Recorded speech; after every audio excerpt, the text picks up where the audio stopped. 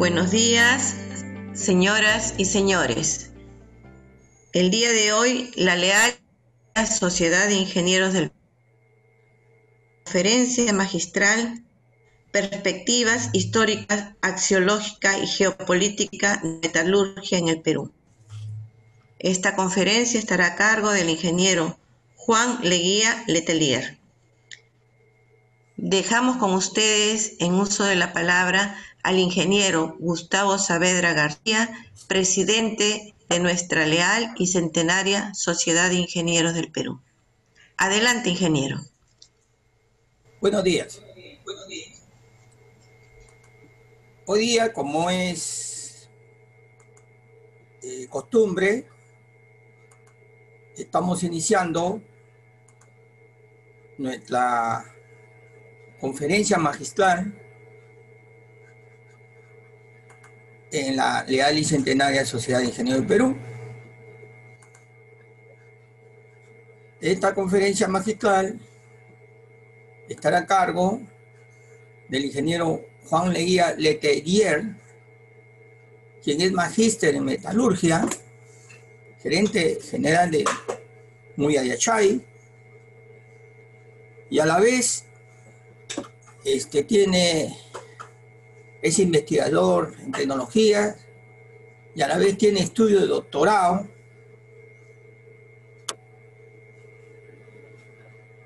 en ciencias políticas, convención en seguridad y desarrollo sostenible. Es un ingeniero de amplia experiencia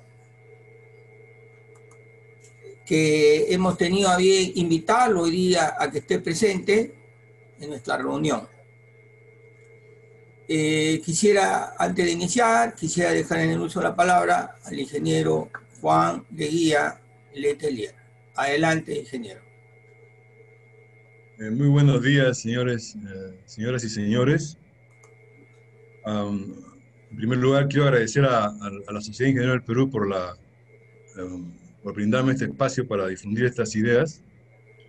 De hace mucho tiempo que, a través de otras instituciones como el Colegio de Ingenieros del Perú y las universidades en las que he sido docente, estoy hablando sobre la necesidad de conseguir que los minerales que se explotan en el Perú se envíen en forma de metales, por lo menos, o en forma de bienes semiterminados. Y al principio de mi carrera yo pensé que era un problema de conocimientos matemáticos, o físicos, o metalúrgicos, o sea, de ciencias exactas. Y me fui dando no diría sorpresa, pero sí, porque intuía estas cuestiones a través de lo que me decían mis profesores, que yo mismo no sabían bien explicar este asunto, que había un problema de reparto de ciertas condiciones de operación en todo lo que es las industrias extractivas y en general en la economía. O sea, en otras palabras, habían unos fenómenos que se llaman nopsoas, que son palabras nada más mientras no se analice a fondo el problema, ¿no? Entonces, en estos años,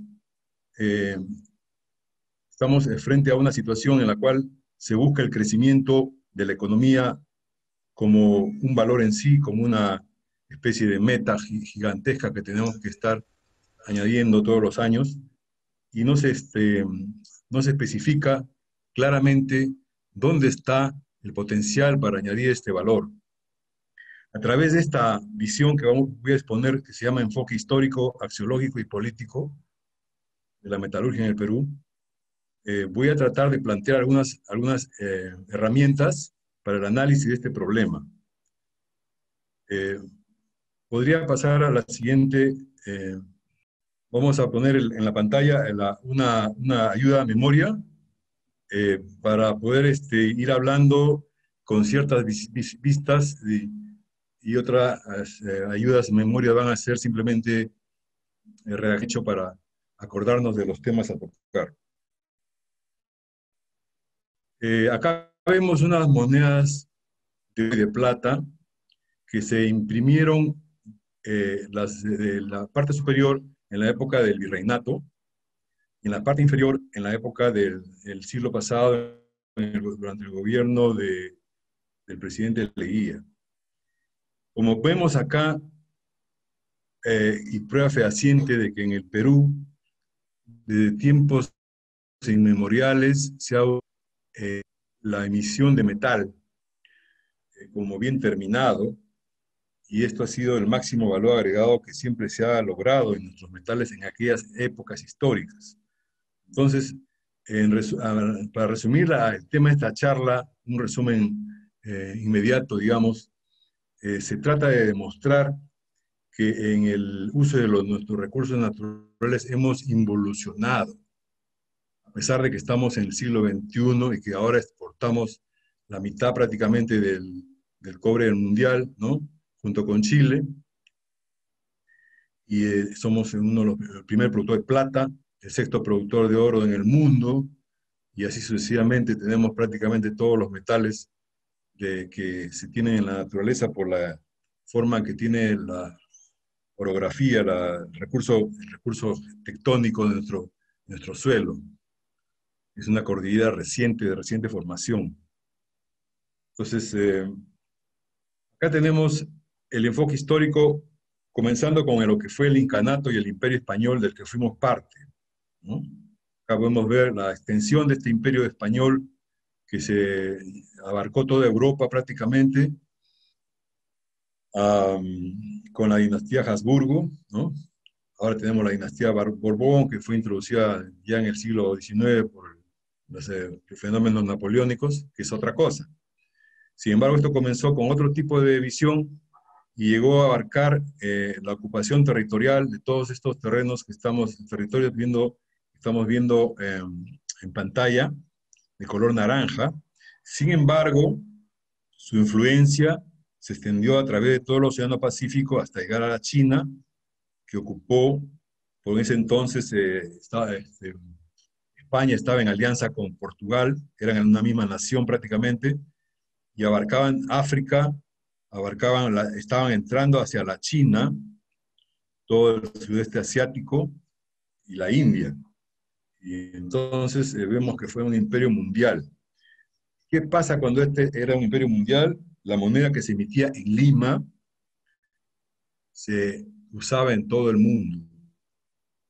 La gente del pueblo de China, el imperio chino en ese entonces, no aceptaba en pago de sus bienes que emitía, que exportaba, tales como el té, la seda, algunas otras cosas de China y en gran escala, que no fueran pesos de plata peruano, ¿ah? O mexicano, parece, ¿no? La cosa que tenía que ser moneda real, valores reales.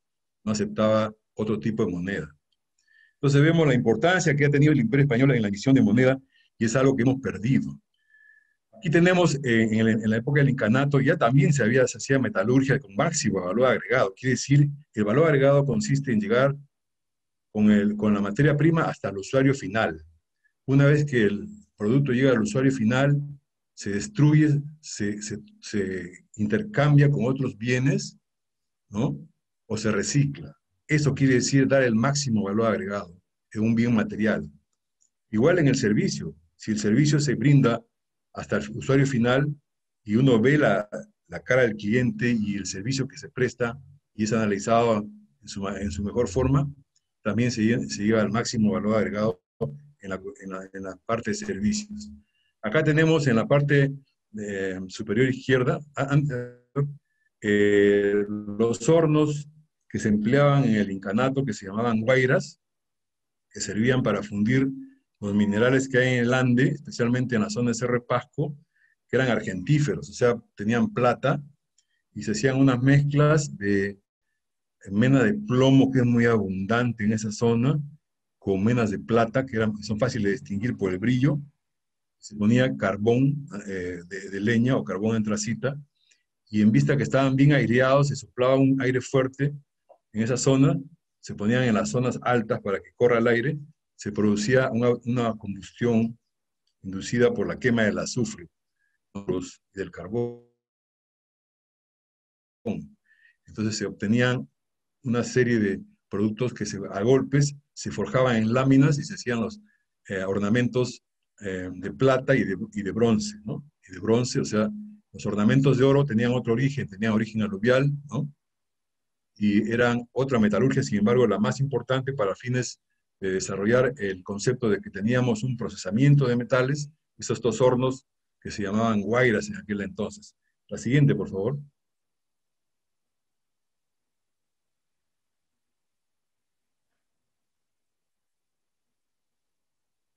Como para hacer un repaso de lo que acabamos de decir, en los periodos incaicos se trabajaron profusamente los metales y se usaban en ornamentos religiosos, en joyas, y también en algunos instrumentos, tales como los tumis, ¿no? Para uso de, se dice que se usaban para hacer trepanaciones en los tumis, ¿no? Y algunas armas muy primitivas, como el hacha, ¿no? No se llegó a diseñar ninguna espada, algunas porras, ¿no? Entonces, de acuerdo a la forma como las características que tenía esa cultura, que donde estaban comenzando a dominar la edad del bronce, se encontraban en el Neolítico Superior, ¿no? Entonces, ¿qué cosa quiere decir esto? Que tenían un atraso relativo de unos 3000 años con respecto al desarrollo metalúrgico correspondiente a la edad de hierro, en que estaba Europa, Asia y Oriente Medio, desde el año 1500 antes de Cristo. La siguiente, por favor. Ya en el virreinato, debido a la necesidad de producir la plata en grandes cantidades, se diseñó un método usando el mercurio que se encontró en Huancavelica, ¿no? Que no se usaba en el incanato, la amalgamación. Y se diseñó un método que fue propio acá del Perú, que se llamaba el método de patio, en donde se mezclaba el mercurio que se obtenía de Huancavelica con sal y se hacía moler el mineral de acuerdo a este esquema con fuerza, digamos, de unas acémilas, ¿no? Y este método permitía la producción de plata piña, que se llamaba, que luego era fundida y transformada en doblones de plata, en pesos de plata, ¿no? Monedas de plata en general. Entonces teníamos tecnología adecuada a esa época, estamos hablando de hace 500 años, ¿no? Y eso es lo que permitía la emisión de moneda localmente acá en el Perú y en otras partes del virreinato del Imperio Español, como México, ¿no? Y entonces éramos reconocidos mundialmente, como ahora la libra esterlina lo fue en un instante y ahora es el dólar, ¿no? Los momentos históricos van pasando, pero la idea es esa, que acá teníamos, digamos, los estamentos legales y el know-how, la experiencia para emitir moneda. Adelante. La siguiente, por favor.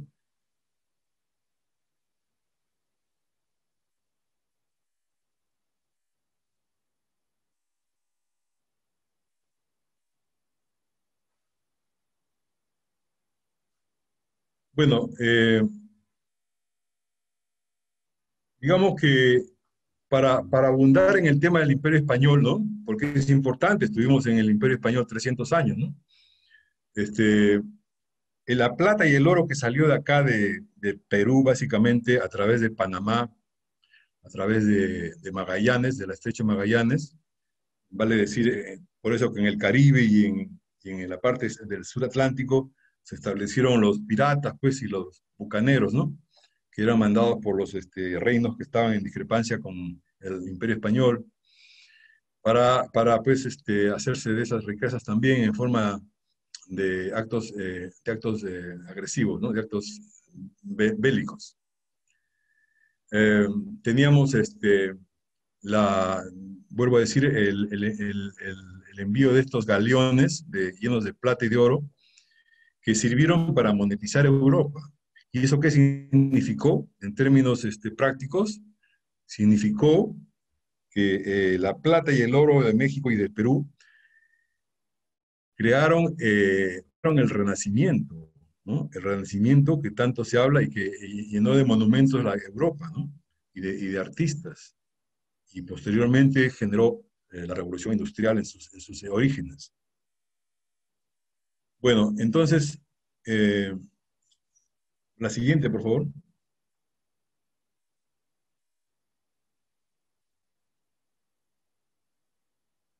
Luego de esta importante paso por el Imperio Español que tuvo el Perú, pasamos a la República Peruana, ¿no? La República Peruana, que fue un desmembramiento realmente del Imperio Español, analizándolo fríamente. Todas estas naciones que somos ahora Latinoamérica, originalmente constituíamos un solo imperio. Como estamos viendo, tenemos el idioma común, las costumbres comunes, hasta las creencias religiosas comunes, etc. Y fue desmembrado. Y fue desmembrado porque se creó una especie de rebeldía contra el Imperio Español, porque no permitía el Imperio Español el desarrollo material, ¿ah? El desarrollo material del mundo en general. Estaba afianzado a sus creencias espirituales, y se pensaba que en forma, digamos, en forma, por decirlo de alguna manera, de paciencia o pasivamente, el desarrollo espiritual, digamos, el paraíso terrenal se iba a recrear acá, ¿no? Entonces, eran creencias, ¿no? Entonces, en vista de eso, se le dio un receso, pues, al Imperio Español, y se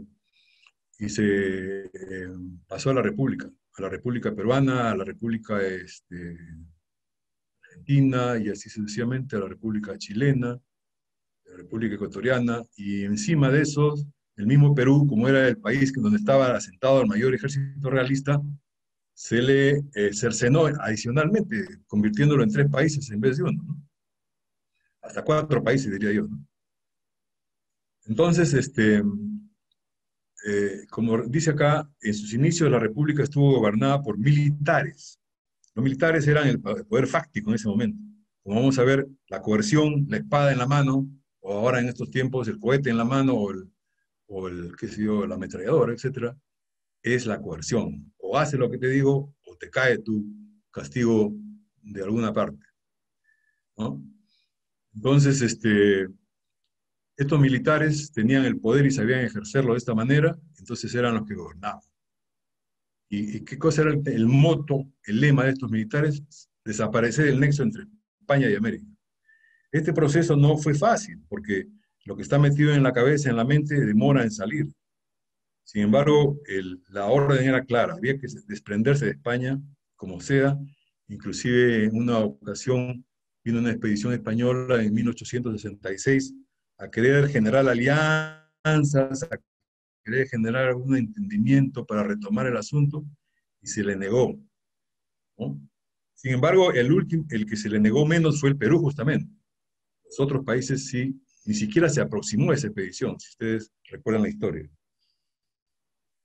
Entonces, esta batalla del 2 de mayo, que realmente fue una gesta heroica, ¿no?, etcétera, pero en realidad una gesta patriótica, sirvió para sellar el cercenamiento en 1866, que no dice, estamos haciendo historia un poquito, y nos quedamos solos, pues, ¿no? Nos quedamos solos, y al inicio de esta república, felizmente, tuvimos un gobernante como Mariscal Castilla, ¿no?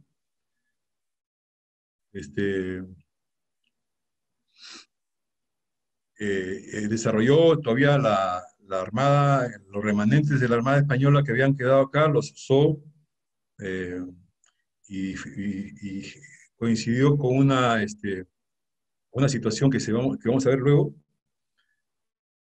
Pero en general, en el tiempo los inicios de la República, hasta el siglo XX, toda la extracción de oro y plata que se había usado en desapareció del Perú, no se extrajo más, ¿no? Porque se desapareció la flota de galeones, se desapareció todo, regresó hasta el siglo XX. La siguiente, por favor.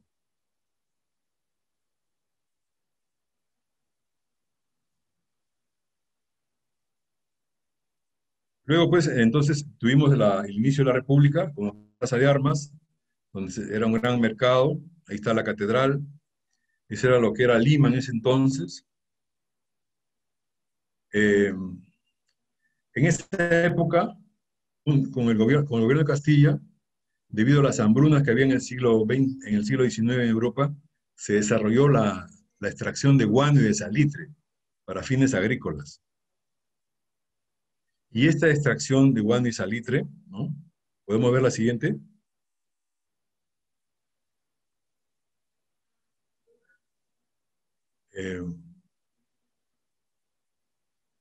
Sí, esta extracción de guano y salitre, como vemos, era prácticamente una actividad manual, después se cargaba en un buque de vela, nada que ver con los sistemas mecanizados que tenemos ahora, todo era fuerza humana, fuerza humana, no había máquinas, ¿no? Esta operación de guano y salitre sirvió para que en Europa no se murieran de hambre, ¿no? Irlanda, España, perdón, Irlanda, Alemania y Francia estaban con los suelos deteriorados por las guerras y por las pestes que habían habido ahí, ¿no? Y una serie de problemas climáticos que habían habido en ese siglo, ¿no? Entonces, este guano y este salitre sirvió para fines agrícolas y también para la fabricación de explosivos, ¿no? La pólvora se hacía con salitre. Guano, perdón, salitre, carbón y azufre hacen lo que se llama la pólvora negra, ¿no? Yo mismo he hecho pólvora negra cuando estaba chico, ¿no? Cuando todavía se podía hacer cosas de ese tipo cuando no era chico, ¿no? Para cazar, en fin, lo que se podía cazar, palomas. Bueno, y entonces, acá vemos, en esa foto que acaba de pasar, cómo era la extracción del guano, ¿no? Se contrataba a la gente por 10, 20 años, ¿no? Y se esclavizaba ahí en las islas, ¿no? Ahí vivían, ¿no? Traíamos gente de la China a través de un sistema de trata de personas, ¿no? En ese tiempo era común la trata de personas, ¿no? Que a sus familias el emperador chino le había pagado una dote para que viniera alguien que se iba a sacrificar a la familia para vivir en el Perú y a trabajar en el guano. Y después de pasar su periodo, ese señor ya iba a las haciendas de la costa y se hacía trabajador y generalmente se asentaba en el Perú, ¿no? Así es como vinieron las inmigraciones de la isla de Pascua también, la inmigración malaca, la inmigración china, porque la población local no quería trabajar en esas cosas, salvo algunos que querían sacrificarse, ¿no? Bueno, entonces pasamos a la siguiente. Entonces, ¿qué tenemos con esta explotación de guano? Que era una exportación valiosísima y nos dio un poder muy grande. Es decir, nos dio, quiero decir, a los peruanos, al Perú, ¿no? Básicamente, sobre todo al gobierno del Perú, ¿no? Al gobierno. Hay que ser claro en cómo se dicen las cosas. Entonces, era tan grande el poder que una vez hubo un pleito con los mineros peruanos que estaban en California, porque estábamos en la fiebre del oro en ese tiempo, y todavía no había el ferrocarril transatlántico en Estados Unidos. Entonces, ¿qué pasó? Que la flota peruana fue a proteger a estos mineros, para que sepan ustedes cómo eran las cosas en ese tiempo, ¿no? Imagínense que ahora fuera la flota peruana a querer proteger a los inmigrantes de Nueva York, ¿no? Una cosa así, ¿no? Entonces, las historias son así, las historias enseñan bastantes cosas, bastantes cuadros que operan en el tiempo. Entonces, ¿qué pasó con el guano? El guano generó una ambición muy grande y entonces vinieron los prestamistas de Europa, especialmente los Dreyfus, que representaban a todos los europeos, ¿no? Entonces, se hicieron una especie de representación única de todos los intereses europeos a través de la Casa Dreyfus, y le dijeron a los peruanos, oigan, ustedes no deben sufrir tanto, porque si ustedes tienen esa riqueza, ¿qué tal si les adelantamos el dinero y para que hagan sus proyectos, ¿no?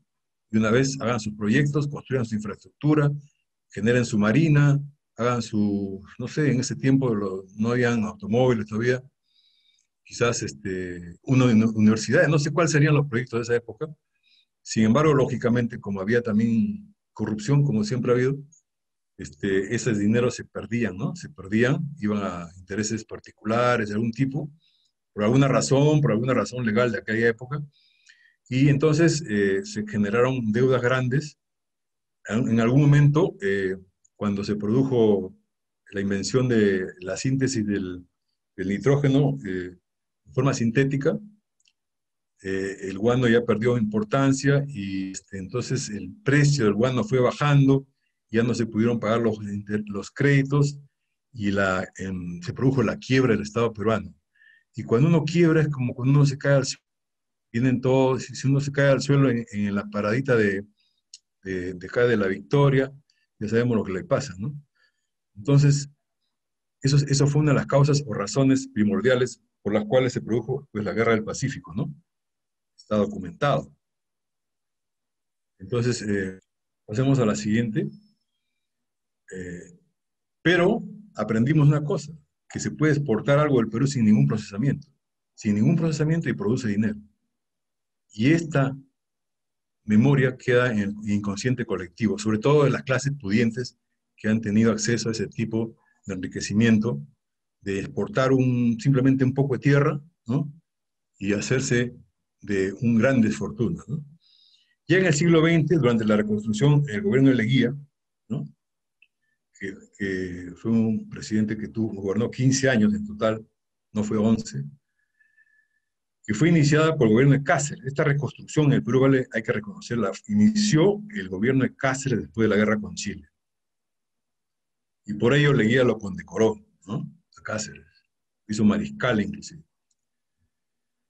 Entonces, en ese tiempo, Chile estaba en alianza con el Imperio Británico porque tenían el acceso a todas las riquezas del Perú a través del tráfico marítimo que pasaba por Magallanes, ¿no? Porque no había canal de Panamá y ya Panamá no era parte de ningún imperio. Entonces, no era como antes, que Panamá era un país abierto a los peruanos, no, estaba cerrado. Pero se produjo la construcción del canal de Panamá y esto acabó con las pretensiones, ¿no? del imperio inglés en alianza con los gobernantes chilenos, ¿no? Porque estaba apareciendo un nuevo poder en ese momento, en el siglo XIX, en el siglo XX, al inicio del siglo XX, en 1900, que se llamaba Estados Unidos, ¿no? Que había sido anteriormente colonia del imperio inglés también. Y anteriormente había sido parte de Estados Unidos, parte del imperio español. Entonces, con la ayuda del capital norteamericano se aperturaron algunas, ¿cómo se dice? Algunas minas importantes a través de compañías que se habían creado en Estados Unidos, que era la Cerro de Pasco Perú Copper Corporation, ¿no? Y así también la Northern Perú, y hacia 1960 ya se creó la Southern Perú Copper Corporation, y en este periodo es cuando se instaló la refinería múltiple en La Oroya, en el año 1920, a partir de obrajes que habían ya del tiempo de los indígenas antes de la República, o sea, en el Imperio Español. Ahí existen actualmente muchas ruinas de hornos metalúrgicos. Si usted tiene el tiempo de recorrer esa zona, fuera de las zonas urbanas hay hornos metalúrgicos de la época de la colonia, muy interesante. Entonces, teníamos la refinería múltiple de La Oroya, que tuvo mucho éxito en la exportación del cobre y otros 10 metales, refinando entre ellos zinc, plomo, oro, plata, selenio, indio, teluro, bismuto, vanadio y antimonio. Asimismo, compuestos de arsénico y mercurio. Por si ustedes no saben este detalle, el arsénico servía para curar la sífilis antes, a través de un medicamento que se llamaba Salvarsan, antes de que se inventaran los antibióticos. Aparte de otros usos. Por supuesto que era venenoso, pero era parte de un uso médico, ¿no? Como estoy tratando de dirigir esta parte, estas aplicaciones de los metales, no solamente a cosas materiales, industriales, sino a partes biológicas, es necesario mencionar eso. Pasemos a la siguiente. Acá tenemos la refinería de La Oroya, tal como se veía hasta hace poco. creo que hasta ahora se ve así, falta, ahora le han sacado una de las chimeneas, la más chica. Esta refinería era una refinería modelo en el Perú, pero lamentablemente tenemos pocas de esas. Para que ustedes tengan una idea, en Chile hay 7 refinerías parecidas a esta, ¿no? Y en Canadá hay 50, ¿no? Sin embargo, Canadá y Chile tienen el mismo potencial minero que el Perú, ¿no? Quizás el Perú tenga hasta un poco más. Y nosotros solamente tenemos esta refinería y 2 más que también le voy a mostrar, ¿no? Yo personalmente trabajé en esta refinería cuando recién estaba en la Universidad de Ingeniería, ¿no? Y aprendí muchísimo. La atmósfera era full investigación, ¿no? Full inversión, full apoyo a todo el mundo. Pero hubo un cambio político, muy interesante el cambio político, sí.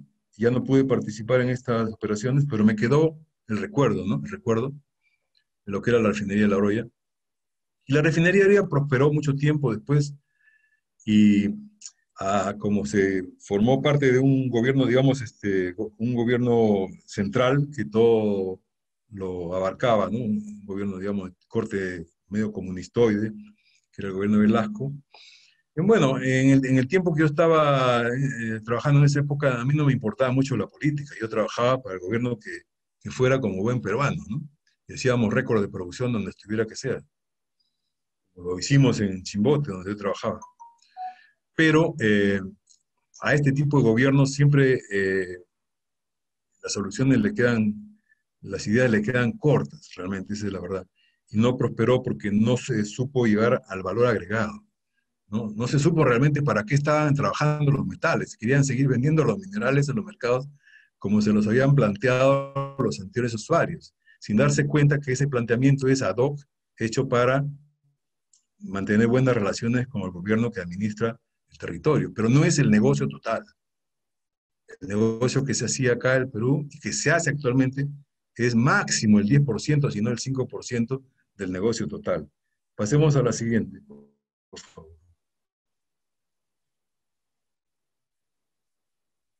Acá tenemos una refinería bien interesante que se hizo durante el gobierno militar de Velasco y se planteó en ese momento y se terminó inaugurando en la parte que le tocó al general Morales Bermúdez.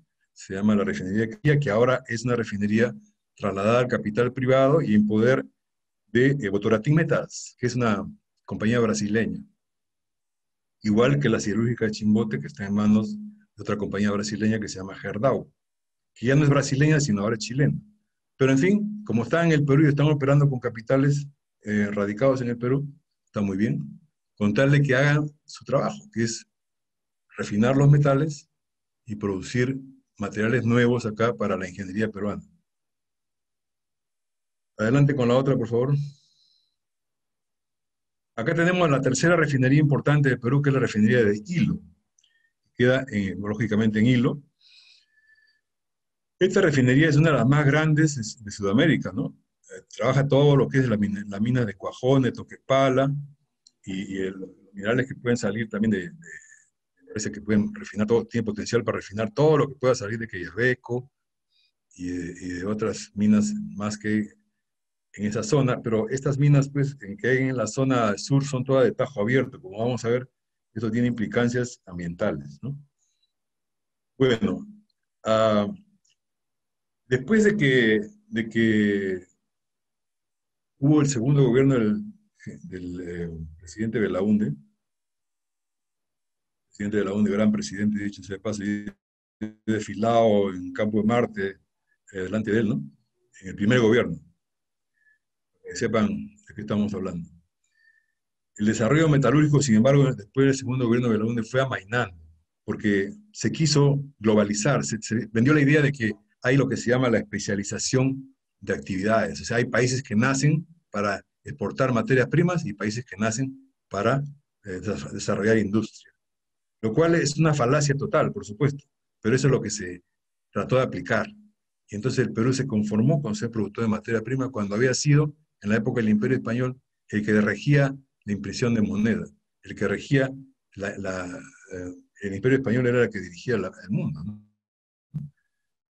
Entonces, nos bajaron un poquito las expectativas, ¿no? pero falso porque siempre hay alguien, o siempre hay varios, que estamos pensando que las cosas deben ponerse en su lugar, ¿no?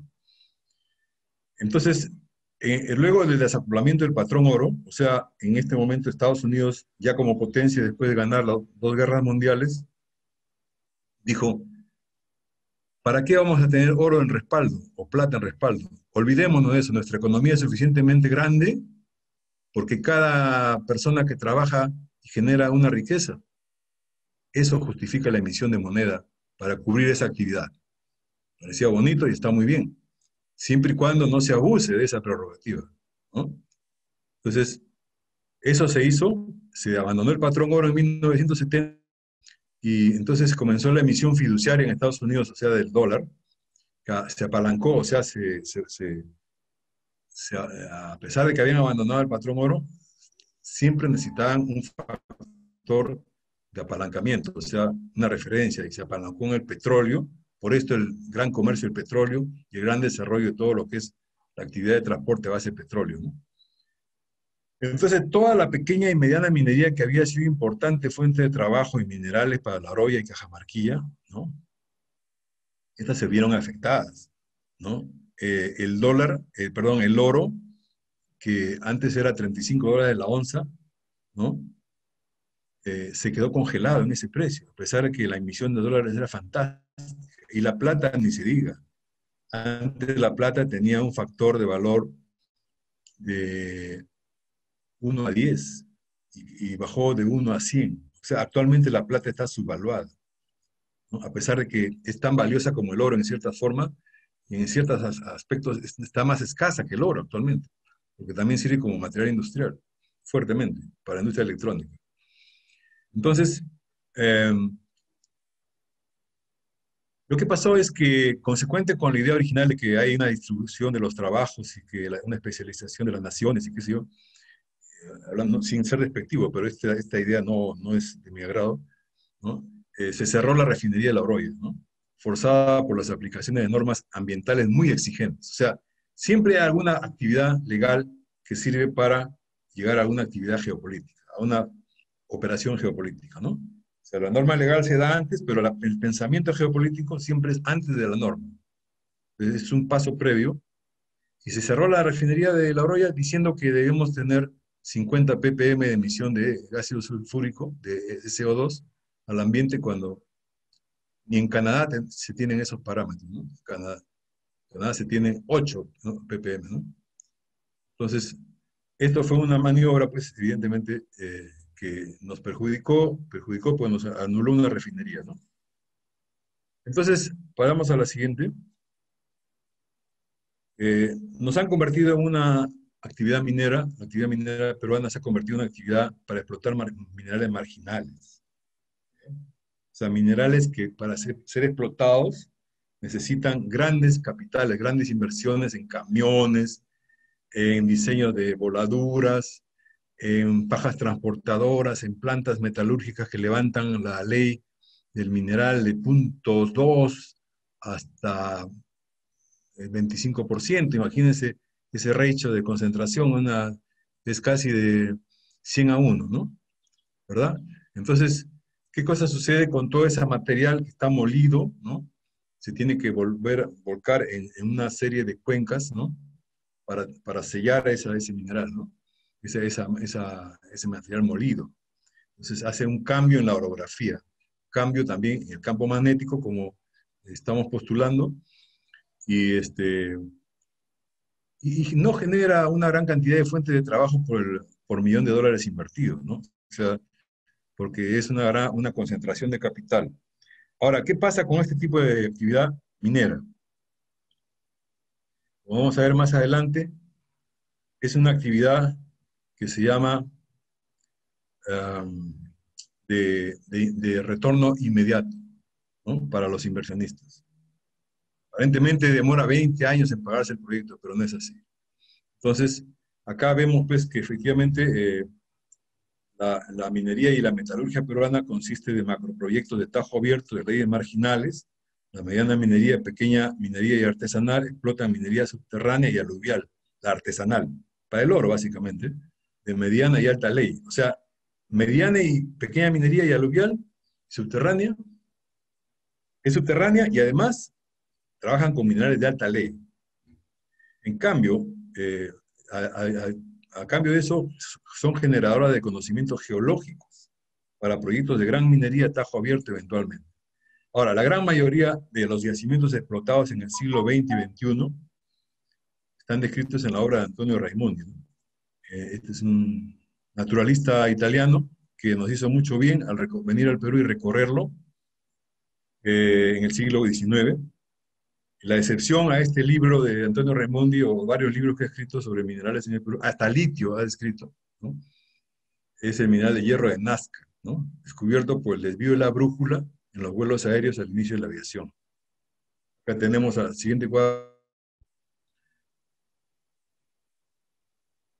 Acá tenemos la foto del del doctor Raimondi, ¿no? Y la famosa Puya Raimondi, ¿no? Que es una plantita que crece y que da una flor cada tiempo larguísimo, ¿no? Pero es una planta de 10 metros de altura, que crece en la zona de las elevaciones de Huaraz. Entonces, con las conclusiones de este enfoque histórico que acabo de mencionarles, ¿no? ¿Cuáles son? Que el valor agregado en el Perú se ha dado por la monetización del oro y la plata, ¿no? Este esquema de generación monetaria, basado en la garantía que brindaría tener stock de producción de cobre, oro y plata del Perú, por ejemplo, Chile y México juntos, ahora que conformamos la Alianza del Pacífico, nada menos, podría significar más de 90.000 millones de dólares de garantía contra fracaso de proyectos. Me explico. Juntamos la producción del Perú de un año, en vez de tenerla guardada en el Banco Central, 60.000 millones de dólares, compramos toda la producción de los minerales del Perú. No exportamos nada porque el mundo está en crisis, en fin, qué sé yo. Lo guardamos todo, pero refinado, nada de minerales. Entonces, eso es garantía a través de una compañía de seguros. El seguro principal es el Estado peruano, ¿no? Contra fracaso de proyectos. ¿Qué proyecto va a fracasar? Si son proyectos de infraestructura, son caminos, son ferrocarriles, son hospitales, son zonas de servicio público como colegios, universidades, ¿no? Entonces, por puertos, ¿no? Eso no tiene pierde, o sea, hay peajes, hay transporte que se cobra, ¿no? Hay retorno en capital humano, en la formación de personas. Eso no tiene pierde. Entonces se emite contra esa masa de metal que tiene un valor, de acuerdo a las cotizaciones mundiales, se emite 10-1 ese crédito. Emisión de deuda apalancada con base metálica. Completamente factible, completamente legal. Pasamos al siguiente. Adicionalmente, tal como el guano y salitre, también tenemos otra oportunidad, ¿no? Aparte de hacer ese apalancamiento de monetario, el enfoque histórico nos permite deducir algo que ya se ha hecho, ¿no? Esta es la ventaja del enfoque histórico. Acá no hay que vamos a probar nada. Funciona y funcionó. La venta de minerales sin procesamiento ha sido históricamente fuente de riqueza para el Estado. Pero el pueblo peruano requiere de vía de transporte pesado. O sea, ¿qué bien nos hace tener una mina de fosfatos en el norte si no podemos llevar a la selva donde los terrenos son ácidos y necesitan el fosfato alcalino para recrudecer? Esta es la razón por la cual nadie toma el desarrollo forestal en serio, ¿no? O sea, también para llevar algunas sustancias de poco o nulo procesamiento al interior del país, como fosfatos, piedra chancada. En la selva no hay piedra chancada, por eso no se construye ninguna infraestructura importante, ningún edificio importante.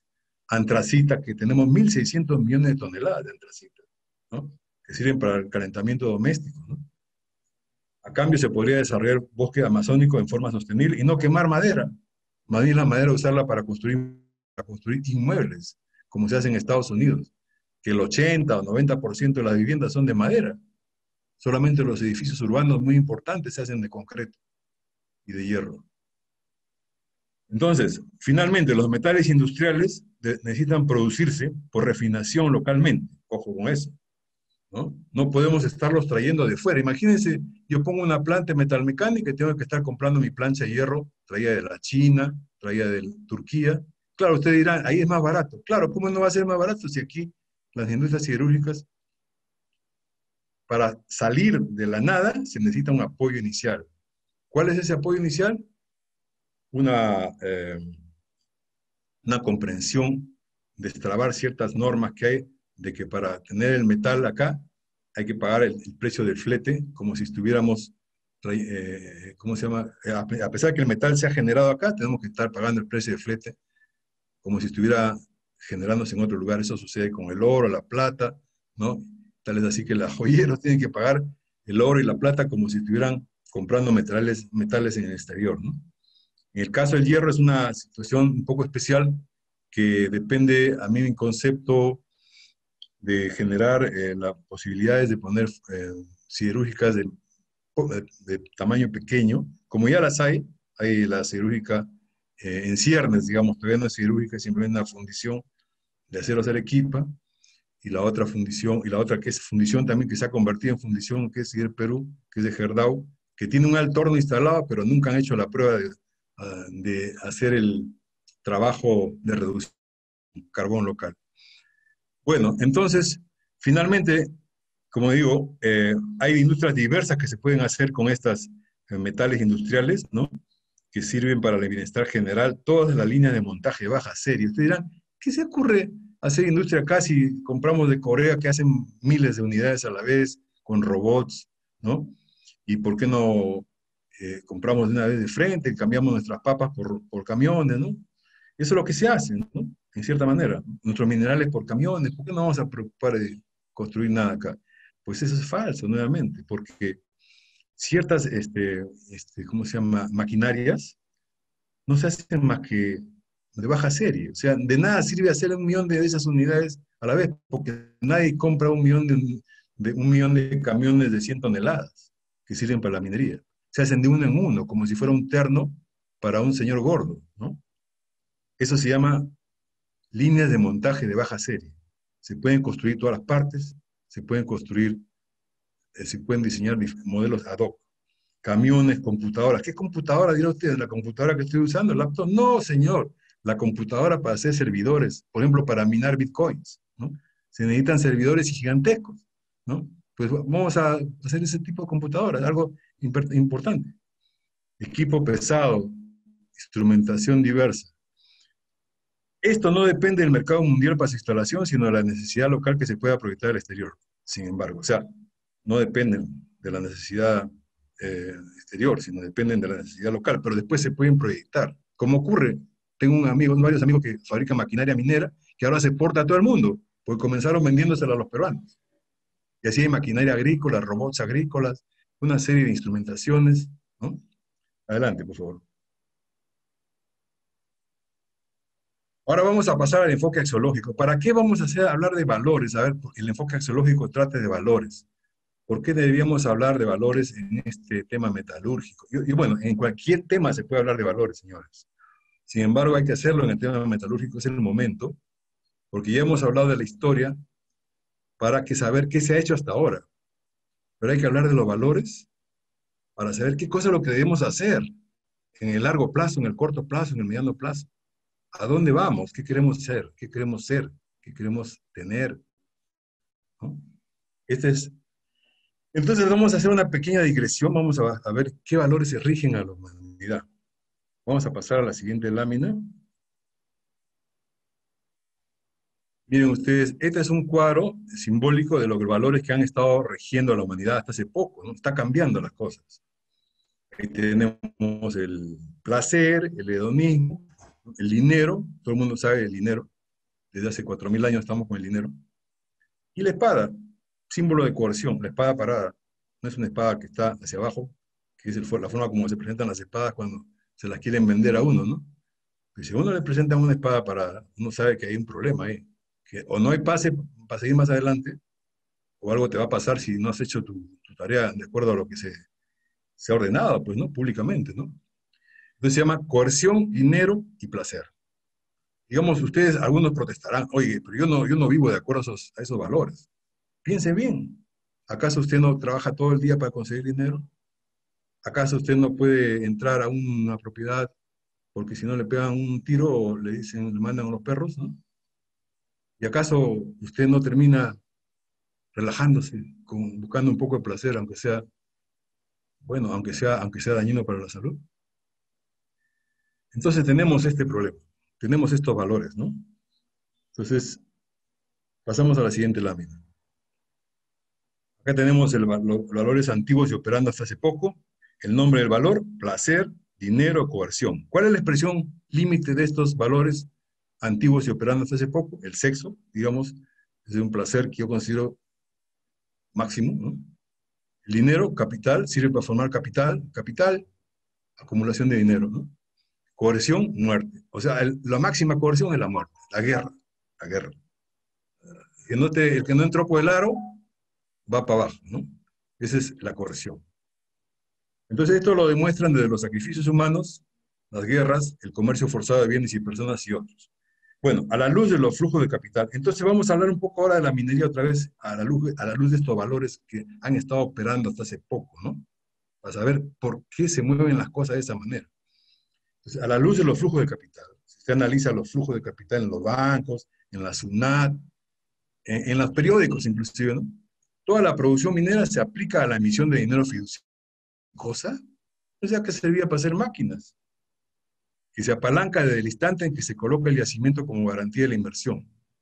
Y se emite dinero hasta 10 veces su valor, calculado por la persona calificada, perforaciones diamantinas y otros. En otras palabras, un yacimiento que está calculado su valor, no es como ya no existe ningún riesgo al respecto. Ya se acabó el riesgo. Se convierte en una caja fuerte llena de billetes. Y como se supone que el mineral va a ir subiendo el precio, se apalanca hasta 10 veces su valor. Pero ¿dónde va ese dinero? ¿Qué cosa? ¿Quién lo apalanca? ¿No? Entonces, vamos a ver. Consiguientemente, antes de comenzar la explotación y la venta de mineral alguno, ya se emiten las colocaciones de todo el dinero apalancado en la banca internacional, mientras que el Estado tiene que esperar a que la inversión cubra su CAPEX antes de cobrar impuestos. El OPEX y la aplicación de los metales son secundarios para este tipo de operaciones. O sea, ustedes no sé si se han dado cuenta ustedes que el gas de camisea, el operario, el que opera el gas de camisea ahora es diferente que el que lo instaló. Ustedes dirán, ¿y qué tiene importancia eso? Muy importante.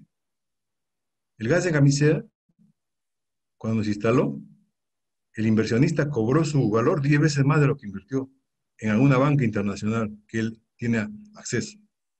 Y lo que tenemos ahora es un operador, ¿no?, de la extracción del gas. Entonces, la forma de administrar es diferente. Igual pasa con la minería. Entonces,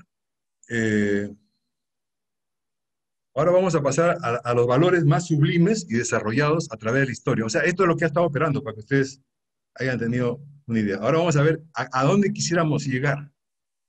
A dónde quisiéramos llegar con estos valores más sublimes y desarrollados a través de la historia. Acá tienen ustedes la creatividad máxima, ¿no?, que es emblematizada con un libro. Todo el mundo sabe que los libros sirven para ser creativos. En la vida, y en la libertad, simbolizada por nuestra querida Estatua de la Libertad, ¿no? Bueno, entonces pasamos, ya ustedes, algunos dirán, pero caramba, estos no son los únicos valores. Pero yo les digo, estos valores son suficientemente aceptables, ¿no? ¿Quién no está de acuerdo con que la vida es un valor? ¿No? ¿De qué nos sirve tener libertad y conocimiento si no estamos vivos? ¿Ah? ¿Ah? Ustedes dirán, la vida es mejor es estar dominados con la espada que estar vivos. Bueno, es casi como estar muertos, dominados con la espada, ¿no? Entonces, estos valores tienen son de una emblemática importante, ¿no? Entonces, pasemos a la siguiente. Estas son las expresiones verbales de lo que estamos hablando, ¿no? Las expresiones empleadas son creatividad máxima, vida y libertad. Y las expresiones límite de estos valores son amor infinito, vida eterna y libertad absoluta. Creo que en eso no hay ninguna, digamos, duda, ¿no? Pasemos a la siguiente.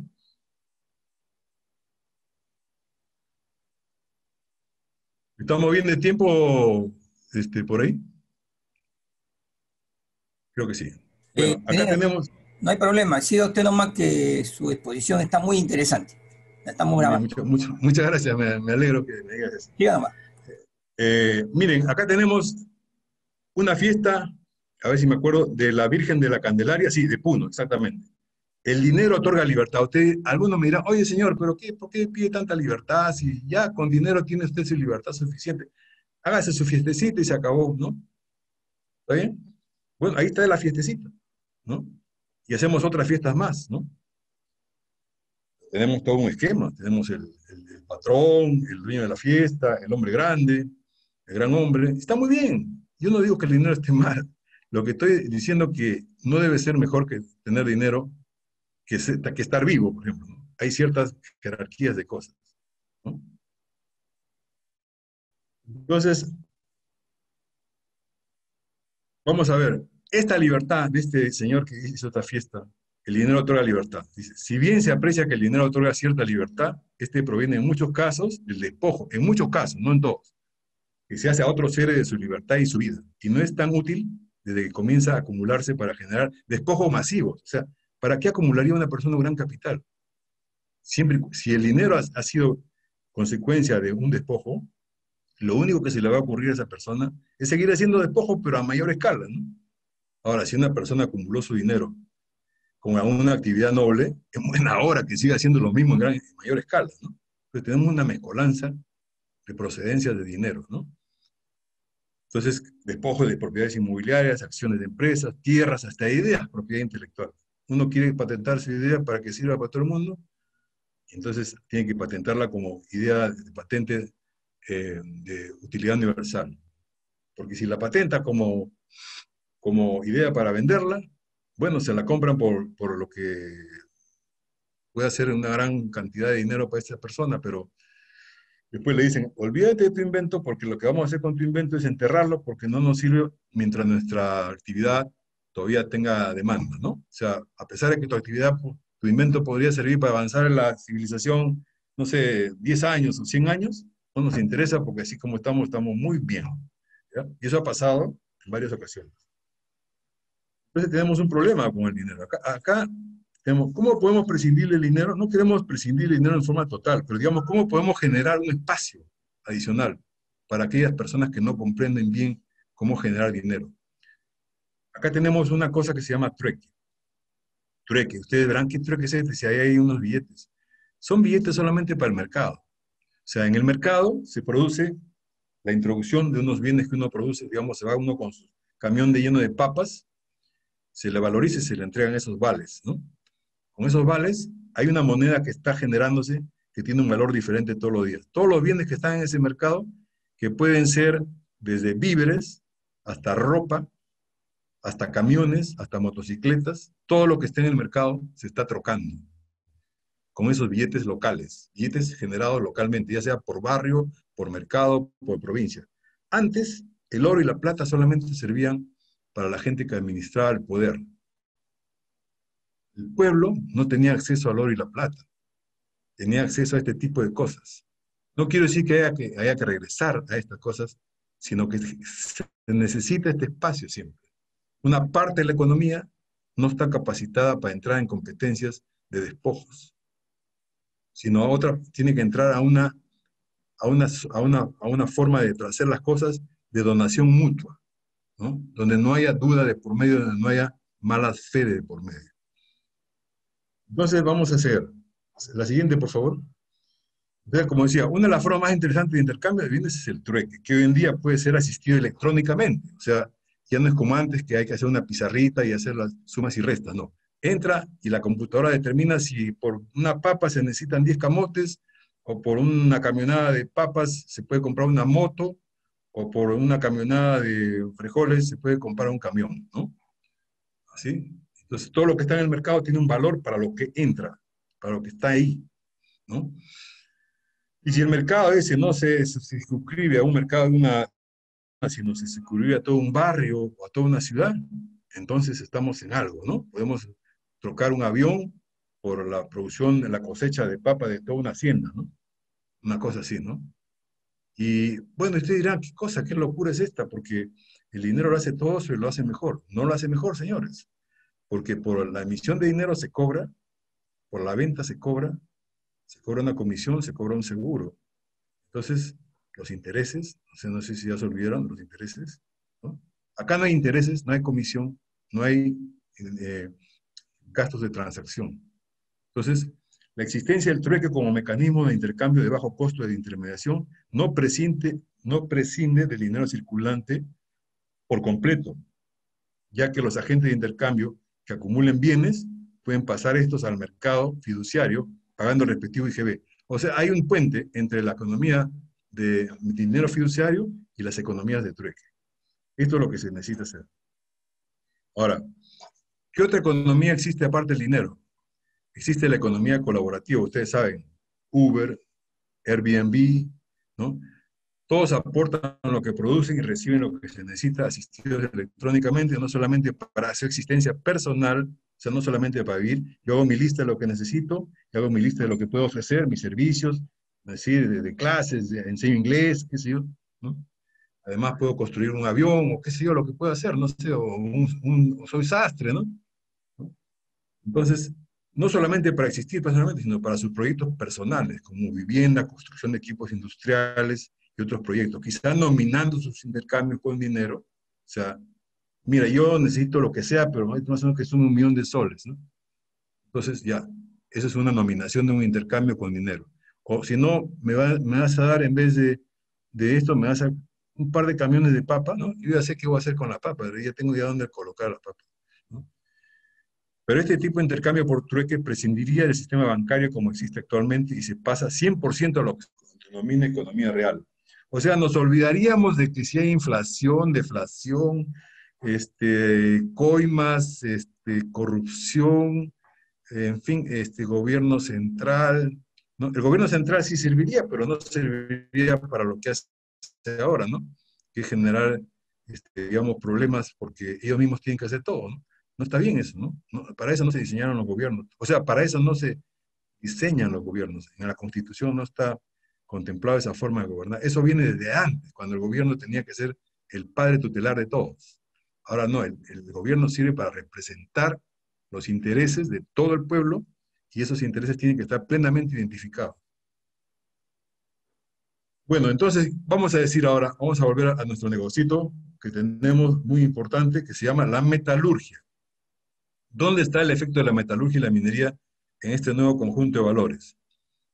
¿Para qué sirve ahora la axiología dentro de lo que hemos hablado?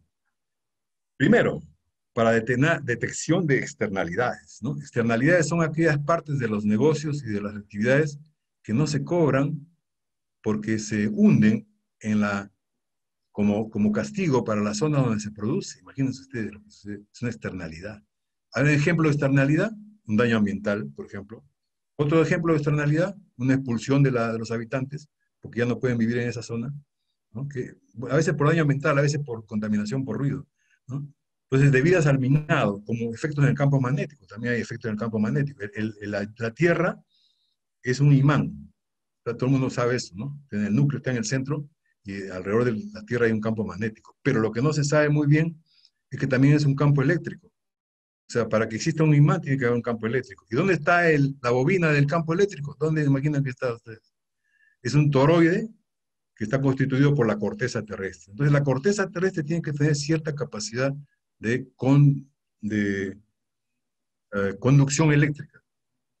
Y esto nosotros le afectamos, minamos los minerales marginales. Esto hay que estudiarlo, hay que verlo, para ir cobrando, o sea, cobrando no quiere decir dinero, sino equipando con el sustituto de estos campos magnéticos, digamos, tendido de cables de corriente inducida, para que no genere cambios climáticos. Está sucediendo en Antofagasta por la minería intensa de cobre en Chile.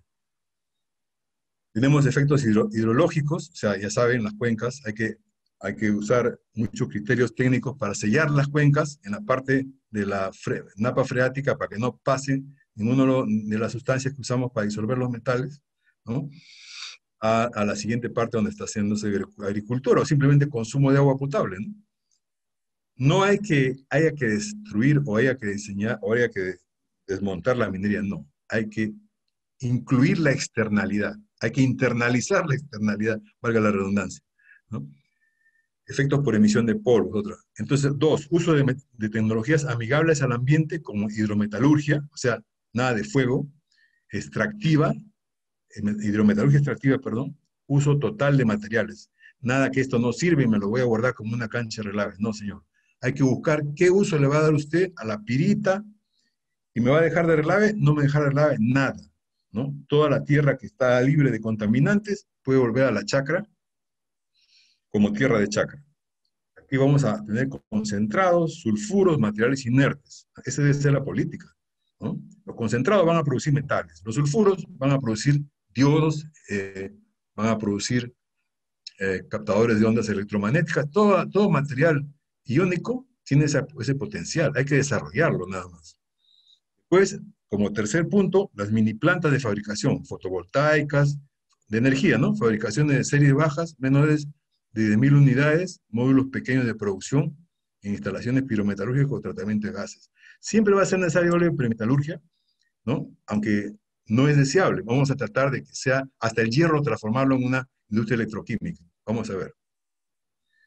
Cuarto, uso de metales y no metales en aditivos de alimentos, como complementos y metabólicos para el sistema nervioso, endocrino. Hay que orientar los metales a, mejor dicho, hay que tomar conciencia de que los metales son parte de la constitución de los seres vivos, ¿no? Especialmente de los seres humanos. Hay que estudiar en qué parte se aplican estos, ¿no? Como hay que hacer un ejercicio interdisciplinario entre metalurgia, biología y física, ¿no? Hay que ver, dice acá, 5, generación de transporte masivo hacia bajo costo. O sea, el Perú como república, como nación, todavía no está integrado físicamente. O sea, desde las de Palta y de Leguía, he visto los programas de desarrollo ferroviario, no se han hecho por culpa de banalidades, ¿no? Se han querido cobrar coimas, extorsiones, etcétera, etcétera. Ahí está documentado, ¿no? No se ha hecho el ferrocarril que llega hasta Pucallpa, por ejemplo, ¿no?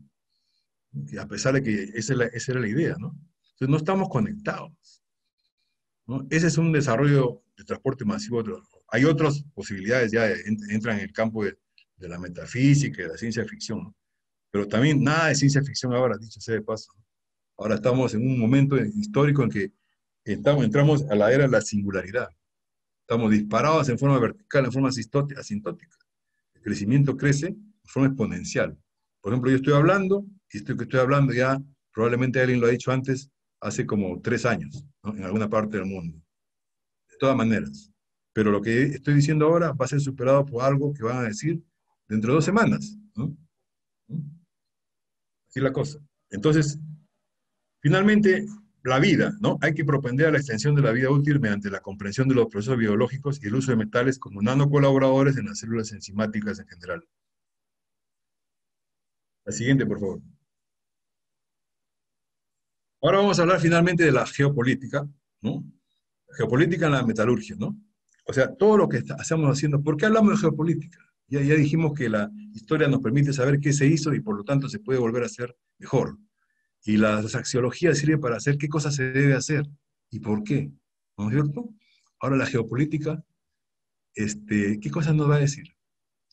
Adivinen ustedes. La geopolítica nos va a decir qué se puede hacer con el poder que contamos, con el poder nacional, regional, continental, etc. Hay diferentes escalas de poder, ¿no? O sea, la geopolítica en la minería se define por lo siguiente: lugares donde se localizan los activos mineros, yacimientos, depósitos, guardan de concentrados, stock de metales, en los cuales tiende a concentrarse la industria de transformación metalúrgica, ¿no? Están los yacimientos, ahí se debería concentrar la industria de transformación metalúrgica. En China, por ejemplo, en China, ¿cómo se llama? La República Popular, que ahora nos tiene 250 barcos de pesca clavados ahí frente a las costas peruanas, pero a 200 millas más allá, felizmente, ¿no? ¿Qué pasa con ellos? Que ellos no permiten a nadie extraer mineral de su territorio sin ser procesado y transformado en metal. Porque ellos hacen, ¿qué cosa hacen? Ya vimos, palanqueo, apalancamiento para emisión de capital. ¿No? Estructura de control de los activos. Hay que tener estructura de control de los activos, bancos, emisores de dinero, bolsas de metales y otras instituciones financieras. Sistema de transporte, sistema de control político de territorios, países, ejércitos imperiales. Suena feo esto de ejército imperial. ¿Qué cosa quiere decir un ejército imperial? ¿Qué cosa es un imperio? Un imperio puede ser un imperio de ideas. Un imperio de ideas necesita un ejército de personas pensantes. No vayan ustedes a pensar que un ejército imperial es un ejército de soldados tipo Guerra de la Galaxia. No, no. Ejército de personas pensantes que defienden sus principios, donde estén y como estén, ¿no? Instituciones vinculantes de derecho internacional. Beneficiarios principales de los activos. ¿Quiénes son los que se van a beneficiar de los activos? Son los que van a ser los principales defensores de esto. ¿Quiénes son estas personas? Los banqueros, los financistas, especuladores, empresarios electos. Ellos defienden el status quo porque se benefician de esta situación. Pero entonces, si pasamos estos conocimientos a un nivel o menor, de menor riqueza, va a haber mucho más gente que va a defender estas cosas, pero desde el punto de vista ampliado, ¿no? Más popular. Históricamente, cuando se descubrió América, fue el Imperio Español, hasta el siglo XVII, quien estuvo a cargo en forma real y efectiva de los tres aspectos físicos y geopolíticos mencionados. A partir del siglo XVIII, en forma gradual, pero persistente, ¿no?, se constituyó una estructura de control cada vez más centrada en el Imperio Británico, coadyuvado por Francia y Holanda. Esta es historia, pero es la forma como operaba geopolíticamente el sistema. Igualmente, los beneficiarios más importantes cambiaron de venue, o sea, de residencia, trasladándose de Venecia, Austria y otros sitios del sur de Europa, donde se planificaba el uso de la riqueza del Imperio Español, que estaba entrando en receso, ya hablamos de eso, por decirlo de alguna manera, a Londres, donde formaron parte de la nobleza británica sin perder los contactos originales.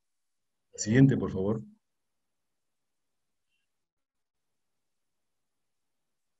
En el siglo XX, anterior siglo, del cual somos, muchos de nosotros hemos nacido ahí, en la mitad del siglo prácticamente, el control de los activos y la presencia de los beneficiarios se amplió entre Estados Unidos y Londres, creándose un puente financiero atlántico que después de la Segunda Guerra Mundial incorporó a Europa mediante una unión financiera, Unión Europea, sin cesión de soberanía por aglutinación. Pero hay cierta cesión de soberanía porque los acuerdos entre un país tercero tienen que ser firmados por todos los otros estados. Dicha estructura de control a la fecha se está degradando rápidamente, básicamente por el traslado de la producción industrial a China. Bueno, ya se degradó bastante, ¿no? Esto se escribió originalmente, este tema, lo he tratado de escribir hace un año más o menos. En ese tiempo recién se estaba especulando que ya se estaba degradando. Ya se está degradando básicamente, ya se degradó por el traslado de la producción industrial a China, programado a partir del gobierno de Nixon, debido a la conveniencia de usar mano de obra semi-esclava. ¿Cuál era la situación de la población china en la década del 70, amparándose dicho fenómeno posiblemente en la fuerza militar de Rusia? ¿No? Cuando Rusia se cayó la pared, pues esta que dividía Berlín, y se volvió capitalista de Estado, igual que China, pero con una situación de más aproximación a la democracia, se pensó que todo el Oriente ha cambiado de color, ¿no? Se ha vuelto un poco más, ya no tan rojo, sino rosadito, ¿no? Y eso es lo que ha pasado, ¿no? Pero en China sigue habiendo un esquema de control total del individuo, ¿no? Entonces, la localización de los activos mineros en Sudamérica es de alrededor del 50% de la reserva mundial. Por lo tanto, sigue siendo importante en los aspectos ya mencionados. O sea, en Sudamérica tenemos el 50% de la reserva mineral del mundo, ¿no? Pero hay que resaltar que han aparecido por otras regiones, típicamente en África, que desplazan el interés del control geopolítico fuera de la región sudamericana. En otras palabras, con este esquema de que venme a hacer mi mina, por favor, inviérteme, yo no quiero pensar en nada, vamos perdidos. Porque en ese plan nos van a ganar los africanos. ¿Ah? El continente africano es 3 veces más grande que Sudamérica y no tiene Amazonía. O sea que en territorio nos ganan por lo menos 4 veces.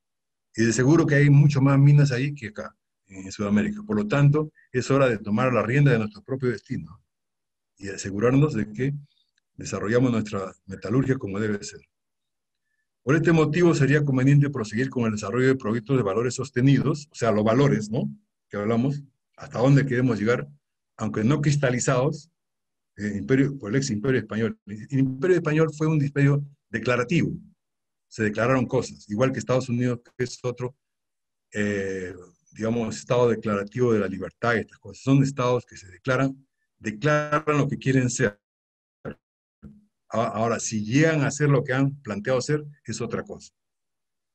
Ya que contamos con la certeza que el sistema actual tiene que ser llevado a niveles superiores al haber cambiado las aspiraciones y el potencial creativo de la población. Finalmente, pasamos a las conclusiones generales. La siguiente, por favor. Para terminar, las conclusiones, y gracias por el tiempo. Históricamente, el mayor valor agregado que tienen las operaciones mineras y metalúrgicas ha sido el apalancamiento financiero, ¿no?, que ha permitido el desarrollo del comercio a nivel global, y también el maquinismo, la llamada revolución industrial y de la información, ¿no? Dos, los valores aplicados al momento no han internalizado los costos de las externalidades, tales como daño ambiental y cultural del uso profuso de los metales y sus aplicaciones, así como su forma de explotación. Tres, en el caso del Perú, requerimos el refinamiento total de los minerales. Asimismo, sería el caso de Chile y México a fin de crear la Bolsa de Metales Latinoamericano o Bolsa de Metales del Pacífico correspondiente para aplicar lo que alguna vez pudo hacer el ex imperio español y que actualmente fragmenta anglosajón. Bueno, también ahora los chinos, es un decir el anglosajón, ahora el inglés se habla en todas partes, pero actualmente en crisis. A la siguiente, por favor. 4. Desde el punto de vista de la creatividad máxima, ¿no?, o sea, amor infinito, yo te amo, por eso creo estas facilidades para que tengas, ¿no?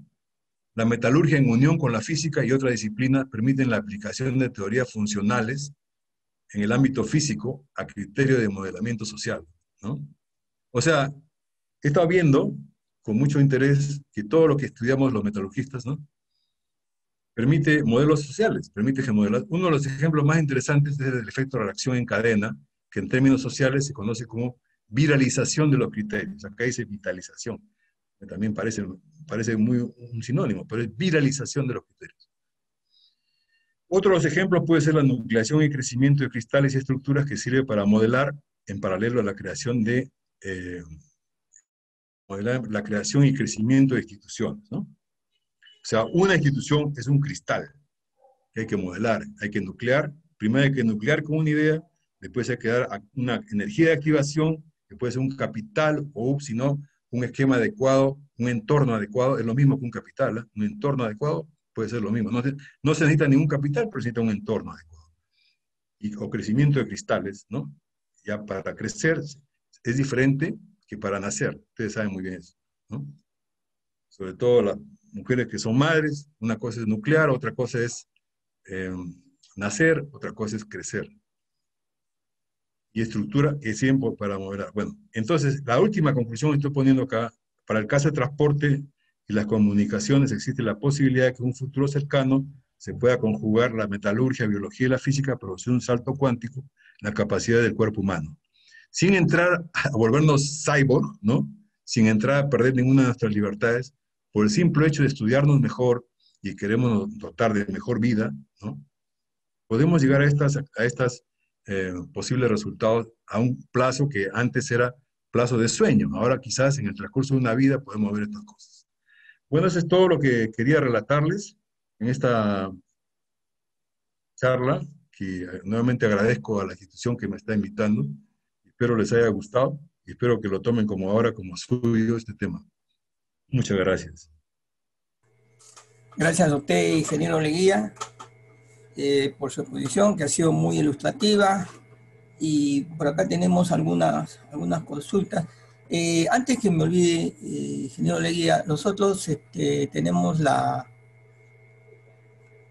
ocasión o la forma de invitar a algún personal, algún ingeniero, para que comente exposición. En este caso tenemos a un ingeniero de México, que espero nos haga un comentario respecto a su exposición y pueda agregarnos algo referente a su país, que es México, ya que usted habló de la Alianza Pacífico, que es interesante. Ya tendremos otros comentarios que haremos, pero quisiéramos dejarlo por unos minutos al ingeniero Guillermo Casar Marcos. Él es de México, está ahorita en este momento conectado con nosotros y es un amigo y miembro que participa con nosotros en todas las conferencias que hacemos a nivel nacional e internacional. Ahora toca una conferencia a nivel nacional. Ingeniero Casar, por favor, adelante.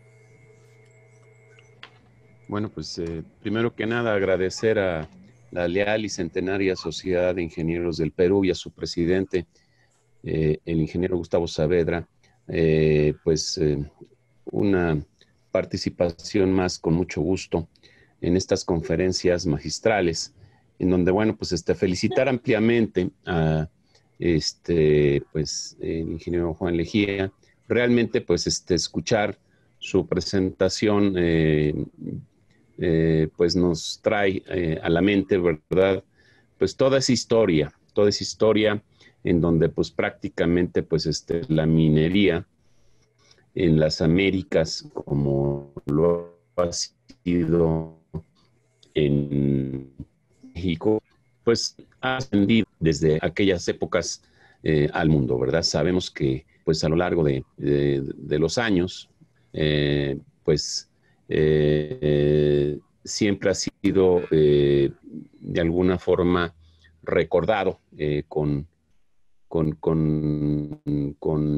obviamente, por todas las Américas, pues estas historias, ¿no? Queda claro que, bueno, pues han pasado ya alrededor de 500 años, ¿no? Y bueno, pues queda en el tintero, ¿verdad? Pues, ¿por qué no regresar y retomar, ¿verdad? Esa, pues, fuerza minera que teníamos nosotros, en donde, pues, evidentemente el mundo, pues, volteaba a ver justamente, como bien decía, a Perú y a México, ¿verdad? Con el manejo de la moneda, ¿no? Y sobre todo, pues,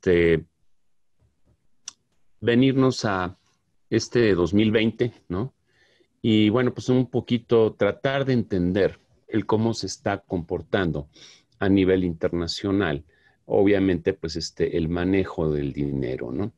Actualmente, bueno, pues hemos visto que, pues independientemente de la fortaleza o la debilidad que tengan, obviamente, las monedas en la actualidad, queda claro que, bueno, pues para todos nosotros nos ha llamado mucho la atención el tema Reino Unido, ¿verdad?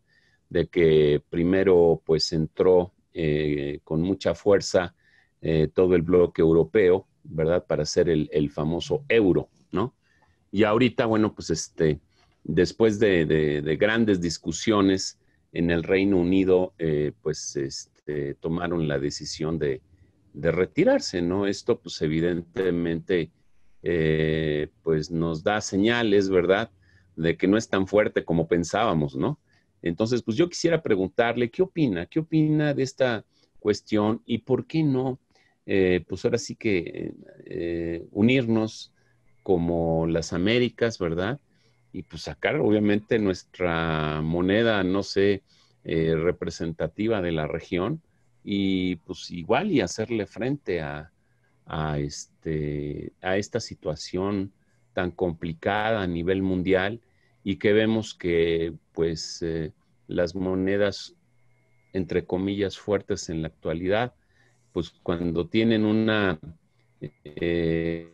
digamos, problemática regional, se traslada a todo el mundo, ¿no? Entonces, evidentemente, bueno, pues ¿por qué no hacerlo, verdad? ¿Cómo ve esta situación? Señor Casar, Em, un momentito, antes que todo, le agradecemos a nombre de la Legal y Centenaria Sociedad de Ingenieros de Perú y para nuestros auditores que están, ponga su pantalla, por favor, porque es lo que quiero preguntarle, si nos puede explicar a los que estamos acá presentes qué tenemos de fondo, por favor, porque hay muchos nuevos que no ubican. Sí, la imagen que seleccioné, pues es la Ciudad de México que está a mis espaldas y podrán ver el volcán Popocatépetl y el volcán Iztaccíhuatl, que son representativos de la Ciudad de México y de los estados cercanos, ¿no? Lo que representa, obviamente, pues esta dualidad de volcanes, tienen hasta su propia historia, ¿no? En donde, pues, al Iztaccíhuatl se le conoce como la mujer dormida y el Popocatépetl es Don Goyo, o sea, el marido cuidando a la mujer dormida, ¿no?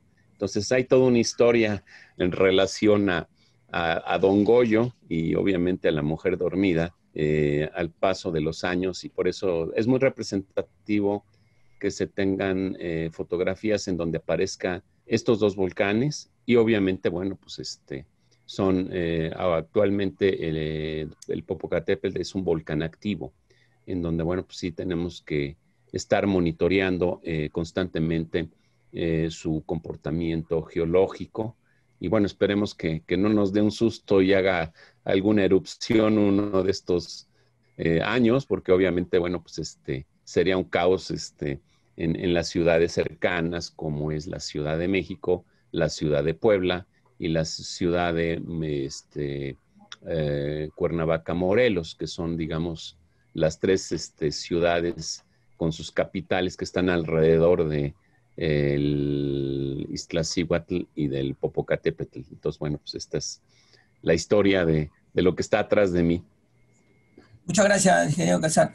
Por favor, ingeniero Leguía, a ver si nos responde o nos dice algo sobre el comentario a su exposición del ingeniero Guillermo Casar. Adelante, ingeniero Leguía. Bueno, ingeniero Casas, muchas gracias por la felicitación, la pregunta. En verdad, este es un momento importante para todo el continente latinoamericano, ¿no? Ya hemos experimentado toda clase de recetas, digamos, externas para aplicar hacer nuestra política. Es hora de reevaluar nuestras propias virtudes, o sea, es hora de pararnos bien y mirar quiénes somos, quiénes hemos sido y retomar el camino, ¿no? Hemos estado en receso simplemente, o sea, esto lógicamente tiene un método, digamos, de lograrse, que sería motivo de otra charla, pero la idea es detectar que ya se acabó pues el sistema anterior, ¿no? Ya se acabó, o está a punto de acabarse. Entonces, es hora de plantear sobre muchas cosas, ¿no? Así como hemos planteado algunos países una soberanía sobre 200 millas de mar territorial, también podemos plantear nuestra soberanía a emitir moneda, ¿no? Emitir moneda y generar nuestros propios capitales para nuestros propios proyectos, que después podemos hacer extensivo a otras regiones, inclusive al África, ¿no? Donde están necesitando apoyo de este tipo, ¿no? Porque 900.000 millones de dólares tenga usted por seguro que nos llevarían a alguna parte, ¿no? O sea, con 90.000 millones de respaldo en metales, que es lo que se exporta anualmente, si los tenemos guardados un año, ya tenemos cómo asegurar la emisión de moneda fiduciaria por 900.000 millones. Esta sería una forma.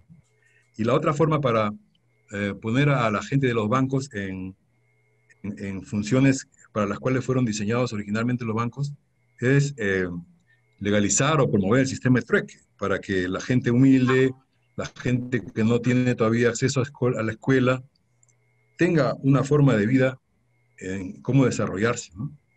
Me parece que hay que ocuparnos de los dos extremos, ¿no? La gente que está liderando las metas y la gente que está comenzando la carrera, ¿no? Desde abajo. De tal manera que esta pirámide no sea una pirámide, pues, sino una especie de dos pirámides, ¿no? Una Gracias, comenzando desde abajo y otra comenzando desde arriba. gracias, ingeniero. Más bien, acá tengo unos comentarios que han venido del chat y quiero resumirlos para que usted nos dé una opinión. Bueno, cuando usted habló del arsénico, creo, si no me equivoco, o otro, también acá me comentan... Arsénico, sí. Me comentan en otras épocas también se usaban sales de oro para el tratamiento de artritis. Entonces hay uso medicinal que se le da a los minerales. Y esto me comenta una persona que trabaja en un hospital sobre el uso de las sales de oro. También viene acá otro comentario que nos preguntan sobre el valor agregado, ¿no? Yo quisiera, claro, ingeniero Leguía, a nuestro público, que muchos no son conocedores de la metalurgia, nos amplíe el concepto de refinación y fundición, ¿no? Y cuál es ¿qué significa que un país tenga más refinerías que otro? Porque yo recién me entero de que Chile tiene 7 refinerías. Yo conocí la refinería de hilo que usted dice hace años, y también conocí, hice unos trabajos para Noroya. Y yo considero que el haber cerrado refinerías en Perú significa cerrar valor agregado. Y para terminar, he corroborado lo que usted ha dicho, que en Canadá hay más de 50 refinerías y el Perú teniendo tanto potencial en concentrados, ¿por qué no hay eso? ¿Y por qué todo el día a nosotros se nos lava el cerebro diciendo que es mejor esto que lo otro? Entonces, si eso fuera así, ¿por qué en Canadá hay 50 refinerías? ¿Por qué en Chile hay 7 refinerías? ¿Y por qué nosotros estamos escaseando? Quisiera que si nos amplíe esto, por favor, ingeniero Leguía. Bueno, esta respuesta que voy a dar va a ser de la parte final hacia adelante. O sea, primero voy a tocar el tema que ha mencionado el ingeniero Saavedra acerca de la razón por la cual no tenemos tantas refinerías. Eso es muy importante. Imagínese usted que usted es dueño de la pelota, ¿no? Y quiere jugar fútbol, ¿no? Pero resulta que no lo dejan jugar, ¿no?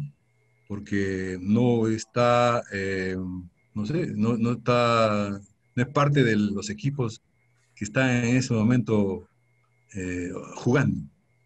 Entonces, esto quiere decir, es un manejo de poder, ¿no? No es un tema de que necesitemos conocimientos, necesitemos, qué sé yo, más ingeniería, de nada. Simplemente es cuestión de hacernos cargo de este problema y resolverlo de alguna manera.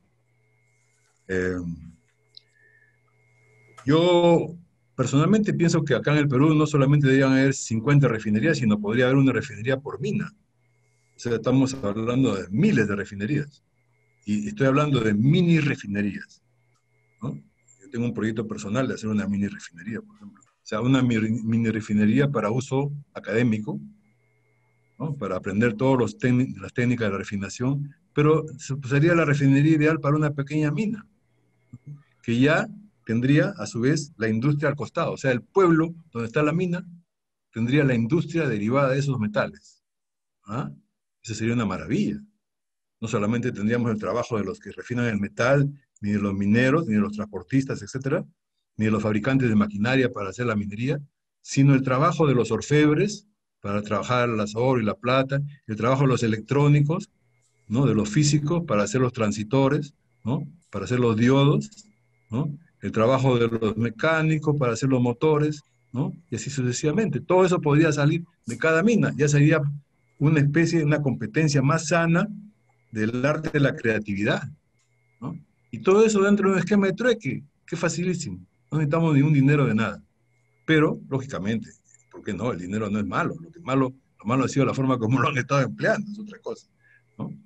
Ahora, volviendo al tema de las aplicaciones medicinales de los metales, yo quisiera felicitar a la persona que está interesada en ese tema, que es, me dice usted, de la zona, de la área médica.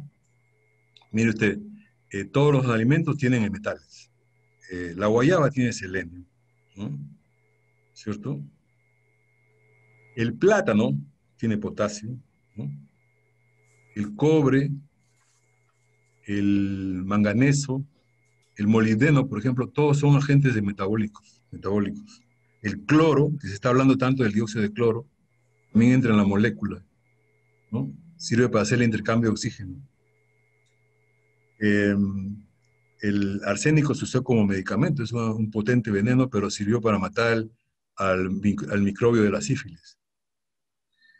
A ver si me acuerdo de otro más. Bueno, el hierro es parte de nosotros, o sea, todas las hemoglobinas tienen hierro. El magnesio, ni se diga, entra en el metabolismo en los huesos, ¿no? Para controlar la calcificación. El calcio es parte de nuestros huesos, el fósforo. Es decir, nosotros estamos hechos de metales, de toda la tabla periódica, ¿no? Se dice que somos agua, carbón y ¿cómo se llama? Oxígeno, hidrógeno y carbono y nitrógeno, lógicamente, por las proteínas, pero somos todos los demás elementos también. Entonces, lo importante es ahora unir la física con la biología y la metalurgia, pues no, o también la química, porque no dejar a nuestros colegas químicos afuera. Todos ellos, en un plan de interdisciplinariamente, establecer qué partes de nuestro ADN pueden ser activadas, ¿no? No modificadas, sino activadas, porque están durmientes, para conseguir algunas funciones adicionales del cuerpo humano, dado que ahora ya estamos entrando en madurez en una serie de criterios y estamos sintiéndonos más capaces de hacer más cosas. Ingeniero, acá hay una pregunta de un asistente vía chat sobre los yacimientos de litio que existen de uranio en Puno.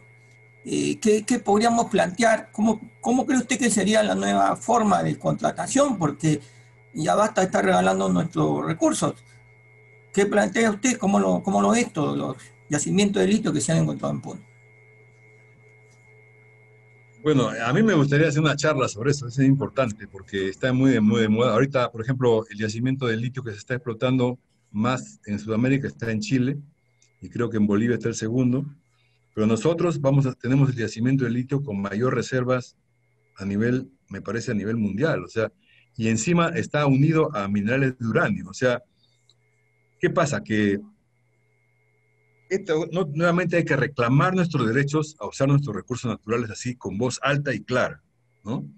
Desde hace muchos años hemos estado apersonándonos al Congreso de la República y al Ejecutivo para que cambie la ley obsoleta que se decretó en algún momento, donde hay un monopolio de los estudios relacionados con el uranio a cargo del Instituto Peruano de Energía Nuclear,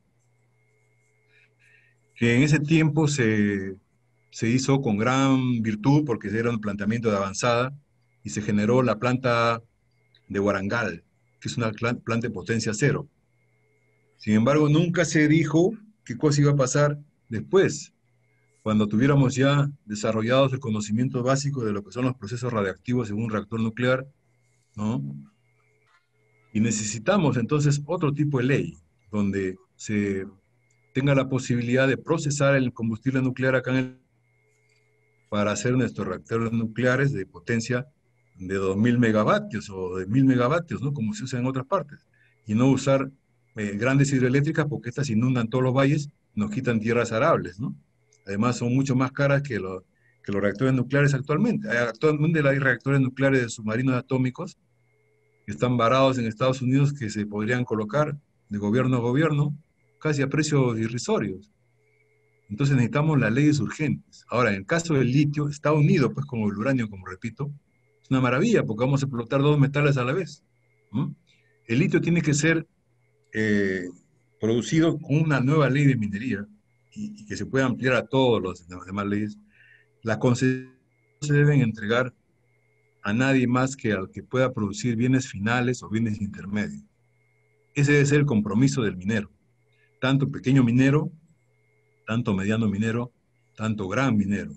Nadie debe sacar de acá un gramo de mineral sin ser trabajado en una forma final, ya sea como lingote, ya sea como bien terminado o bien semi-terminado. En el caso del litio tendría que ser como pilas eléctricas, ni más ni menos, ¿no? O algo parecido. También sirve el litio como frenador de radiaciones nucleares, junto con el boro, el grafito, ¿no? En las barras de frenado, ¿no? O sea, cualquier producto terminado tiene que salir de acá como producto terminado, señor. Así de radical. Pero gradualmente se tiene que hacer pues este paso, ¿no? Primero haremos un porcentaje, después tendremos que subirlo poco a poco. ¿Por qué no nos damos esa prerrogativa, no?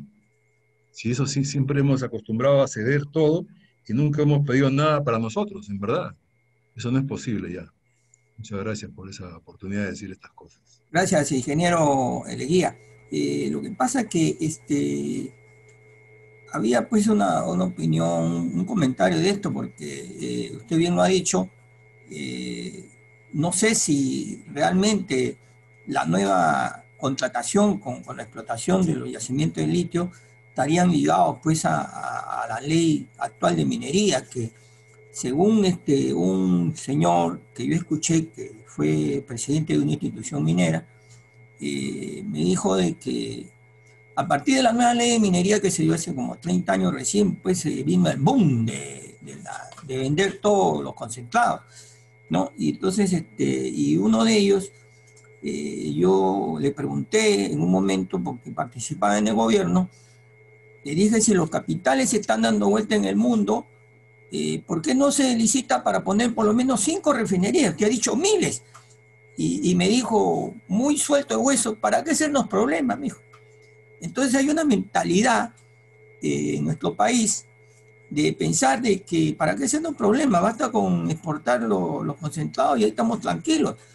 Pero yo una vez, no sé si le pregunté a usted o a alguien, le dije, ¿qué pasa con todos con los concentrados? Pues todos se van, puedo conseguirlos, porque si yo en estos momentos quiero hacer una refinería, ¿de dónde consigo los concentrados? Dígame, ingeniero. Mire, este es un tema importante. Personalmente yo he tenido experiencias porque he querido poner en mis plantas de fabricación de metales, en alguna parte, aunque sea en pequeña escala. En algunos casos me han vendido concentrados para procesar molibdeno, por ejemplo, en alguna oportunidad. Pero ahora recientemente quise hacer algo parecido con el zinc, ¿no? Y con minerales de plata.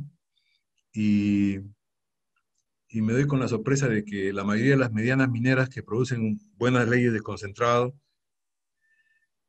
me dicen, pues, Pepe, ¿no? Porque son mis amigos, ¿no? Tomamos café y todo con ellos. Estábamos comprometidos con los bancos, por lo menos por los próximos 20 años.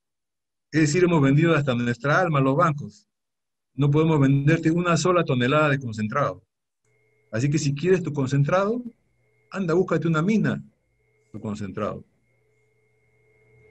Entonces, ese es el gran problema. O sea que el dinero tiene incentivos perversos a veces. Es como, bueno, no quiero decir otras áreas de la economía, pero vamos a decir, cualquier cosa que tenga, digamos, una necesidad de ganar dinero, puede poner por delante la necesidad de acumular dinero a la necesidad de cubrir el deseo de generar una mayor creatividad. Entonces, en conclusión, estoy buscándome minas. Qué bueno que sea mi propia planta, pero eso no es la solución porque ese es un camino largo, puedes hacerlo larga. Que la hacen burocracias, trámites, ¿no? Vamos a ir de frente a la meta, lo más cercano posible, y crear un entorno adecuado, ¿no? Un entorno adecuado para que sea posible la comercialización local de minerales, ¿no? Sin a un IGB, mientras se pase para industria, debe ser como el trato que se le da a los bienes agrícolas, ¿no? ¿Cierto? Localmente se paga solamente el 10% de la renta para bienes agrícolas o el IGB diferenciado. Algo así, porque todavía no están estos bienes, digamos, terminados. Esa sería una forma de promover. Y la otra forma simplemente es generando pues, mayores facilidades a los pequeños mineros y a los mineros artesanales y a los mineros medianos para poner industrias finales de los minerales que logren, ¿no? ¿Cómo podemos hacer esto? Y la otra forma final es generando nuestra propia financiación. Hay que hacer el stock de metales cuanto antes, para que los bancos no tengan tanta, podríamos decir, injerencia en el desarrollo de estas actividades, ¿no? No puede ser que alguien vaya a comprar minerales para hacer una industria pequeña, digamos, de 10 toneladas mensuales, ¿no? De mineral, para hacer un poco de zinc, para cubrir ¿cómo se llama? Para hacer el galvanizado, ¿no? No le puedan vender porque están comprometidos con todos sus activos y por supuesto tienen que vender los concentrados a determinadas destinatarios nomás, ¿no? Esa es la condición, ¿no? No se puede vender a cualquiera, sino tiene que pagar todo el préstamo de un solo cocache. No puede ser. ¿Ah? Bien, bien, ingeniero. Justamente quisiera seguir con este pequeño diálogo, porque usted está demostrando que toda esa inversión que viene ya está comprometida, entonces nosotros nunca vamos a poder desarrollar.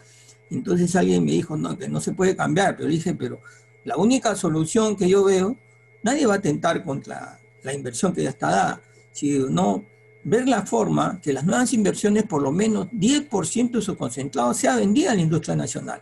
Porque la industria nacional, usted ya lo ha dicho, tiene que desarrollarse, y porque lo acaba de decir usted de África, África es un continente muy grande y ya lo hemos pronunciado en anteriores reuniones de que al final vamos a ir perdiendo campo porque es un continente muy grande, con gente de menos desarrollo cultural, fácilmente explotable, y nuestros países van a empezar a perder esas inversiones. Entonces, y usted lo dijo, tenemos que empezar a desarrollar una metalurgia que sirva a nuestra pequeña industria. Y le cuento una pequeña anécdota a los que nos están escuchando. Hace 2 años fuimos a visitar al Servicio Industrial de la Marina. Estaban haciendo el buque Escuela Unión, hace 4 años. Claro. El buque más famoso. Entonces, fuimos cuando estaban en construcción. Y vimos las planchas, pues, de fierro, de acero que habían. Y entonces yo, de curioso, le digo, capitán, el que dirigía la reunión, dígame, ¿de dónde son esas planchas? Porque me interesa. Son de Corea, me dice. ¿Corea? Sí. Entonces, mire, compramos de Corea un montón de valor agregado y nosotros prohibimos que se desarrolle el valor agregado por el simple hecho de que hay que ser realistas, hay que decir la verdad. Toda esa inversión a la gran minería de Perú se va fuera del Perú y no tenemos acceso ni a un 10% de los concentrados. Yo creo que eso debería variarse y de que por lo menos los nuevos proyectos se le incluyan como cláusula de que un 10% del concentrado se quede para la minería que usted plantea, la metalurgia que usted plantea. No sé cuál es su opinión respecto a esto que me han venido, converso continuamente con muchas personas, ¿no? ¿Qué le parece? Bueno, yo tuve una ocasión de ser invitado por una corporación china para que iba a traer una planta siderúrgica completa, cuesta $3.000 millones, pero la iba a traer por $300 millones nada más, ¿no? Porque es de segunda, de segunda mano, por decir, está embarcada, ya está desmontada completamente, está lista para meterla en un barco y la traen por $300 millones.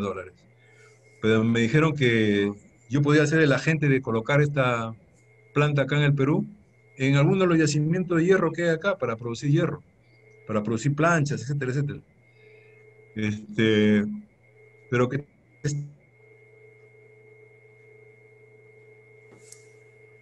ser el socio peruano. No es muy difícil hacer una planta cirúrgica acá en el Perú. Yo estaba pensando en hacer una planta cirúrgica hace mucho tiempo, muy pequeña, y así como esas plantas, esas ocasiones que se le ofrecen a uno, hay otras, ¿no? Entonces, como usted dice, solamente tenemos que ponernos la mano en el pecho y caminar para adelante, señor. O sea, lo que pasa es que se necesita un apoyo general para estas ideas. Estamos acostumbrados a que nos resuelvan los problemas de fuera, con especialistas foráneos. Pero lo que tenemos que acostumbrarnos es, de acuerdo a lo que hemos visto, por ejemplo, Corea del Sur, cuando comenzó en el año 60 a industrializarse, era un país donde el per cápita era menor que en el Perú, mucho menor. China comunista, cuando se comenzó a industrializar en el 80, era un país prácticamente mano de obra esclava. Se ganaba menos de $1 al día. Entonces nosotros siempre estábamos observando estos países y hasta dónde llegarán estos países, ¿no? Mire que no es muy rápido, ¿eh? Pero llegaron hasta dónde, ¿no? Ya están llegando al espacio, ¿no? Nosotros estamos muy pagados a nuestra suerte, estamos como la gran, ¿cómo se llama? La gran guardería infantil, ¿no? O sea, acá es la gran guardería infantil, ¿no? Niños eternos, ¿no? Hasta que crezcamos, pues, ¿no? Y esperemos que cuando estemos conscientes de que ya es hora de crecer, ya no sea ya, digamos, tan fácil como es ahora. O sea, simplemente una declaración de voluntad y nos juntamos todos los países que podemos hacer este trabajo y hacemos nuestra bolsa de minerales, de metales, ¿no? Y generamos nuestro propio capital, ¿no? Es el momento oportuno cuando ya el mundo está recontra endeudado, China y Estados Unidos están en pleitos porque ellos mismos no saben cómo repartirse el poder, y nosotros estamos quedando ahí fuera ya de todo, ya no podemos jugar el mismo juego de antes. O sea, ¿quién nos ayuda, quién nos mantiene? Ya no se acabó, señores, esa situación. Ahora hay que ponerse los pantalones largos, esa es la cosa, ¿no? Y comenzar a trabajar por lo menos como un país adolescente. Gracias, ingeniero. Muchas gracias por su opinión. Gracias por su exposición. Hubiéramos gustado transmitirlo por Face Live, que tenemos mucha gente, pero todavía estamos desarrollando técnicamente. Pero esto lo vamos a grabar y a distribuir para que tengamos un poquito más de conciencia en lo que queremos hacer, ¿no? Tuvimos la ocasión de invitarlo, porque sabemos que usted está dedicado mucho a este tema de la metalurgia y nosotros también creemos en eso. Yo lo repito, cuando yo era estudiante universitario, soñaba en una industria grande metalúrgica, no soñaba en una industria petroquímica grande y todo, pero todo aparentemente nos han ido cambiando los puntos de vista y todo lo vemos exportar nomás, exportar, no solamente minerales, sino todo lo que es materia prima. Somos proveedores de materia prima y como usted lo dijo, el 50% de los recursos naturales están acá en Sudamérica y es una mina de oro, te lo he dicho, la mina de oro. Y solamente para cerrar una pequeña anécdota que tuve, porque yo soy perito judicial y he visto cómo esta banca leonina presta dinero y después le empieza a cobrar, y como usted ya no puede cobrar, le empieza a quitar los bienes, ¿no? Y entonces crecen y aparecen como grandes empresas. La banca debe ser un instrumento que acompaña el crecimiento y desarrollo de un país. No, la banca no debe ser una institución que ella se crea la más grande de todas. El Perú es el único país donde los banqueros son los más ricos del mundo, del Perú. Porque si usted va a Estados Unidos, el más rico del mundo es Bill Gates, ¿no? O de Estados Unidos, si usted va a México, el más rico de México es Carlos Slim, y no es banquero. Es un hombre que se dedica a otro tipo de negocio. Son en el Perú los más ricos, son los dueños de los bancos. Eso es un caso rarísimo. Y en otros países del mundo, los más ricos son los que hacen empresas, se dedican a la empresa, ¿no? Ya dije Bill Gates, ya dije Carlos Slim, de otros países de Europa. Los más ricos son los que hacen empresas, no los banqueros. Y en el Perú esa banca leonina, que usted lo dijo bien temprano, no nos deja despegar, y lo acaba de decir, no nos deja porque nos tiene atados al crédito y a todas esas cosas. Y si usted no tiene crédito, pues adiós, pues no le dan nada. Entonces, muchas gracias, ingeniero Mejía. Yo quiero agradecer también al ingeniero Guillermo Casar de México por su participación, como siempre, con su tema, su punto de vista muy interesante del Estado de México. Quiero agradecer también la presencia del ingeniero Jorge Beitia, que él ha vivido en Chile, ha trabajado, es ingeniero, miembro de la Leal y Centenaria Sociedad de Ingenieros del Perú.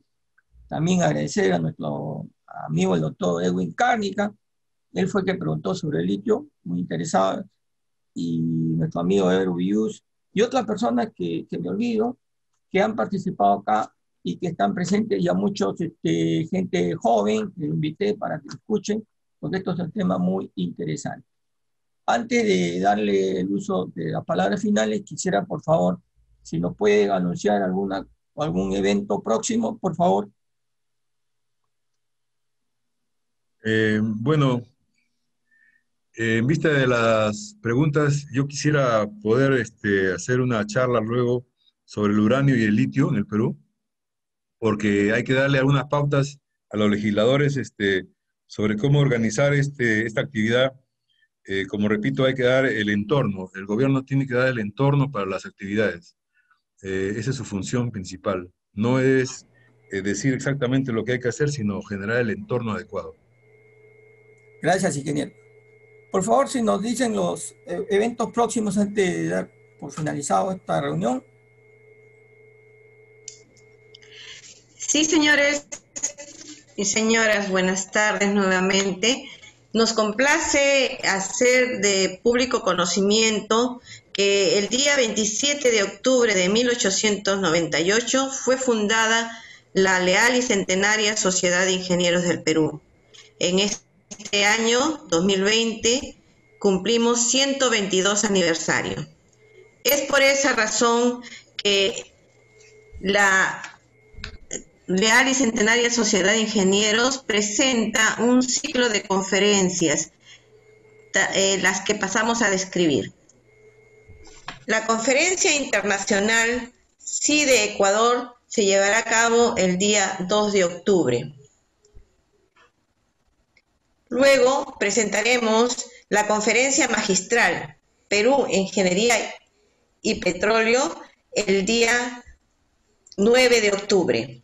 A la siguiente semana, el 16 de octubre, estaremos presentando nuevamente una conferencia internacional con un representante altamente distinguido del país vecino de Venezuela. La cuarta conferencia magistral estará a cargo de la Sociedad Nacional de Industrias y versará sobre el tema de las pymes. Esto será el día 23 de octubre. Estos 4 eventos darán preámbulo a nuestro día central, la ceremonia de aniversario, que se llevará a cabo el día 27 de octubre a las 17 horas. Señores, esperamos contar con su participación, que dará realce a estos eventos que han sido diseñados pensando en el desarrollo y la difusión técnica y científica de la ingeniería peruana. Buenas tardes. Buenas tardes, ingeniero. Muchas gracias, ingeniero Leguía. Gracias a todos los asistentes. Hemos tenido el gusto de tenerlos acá.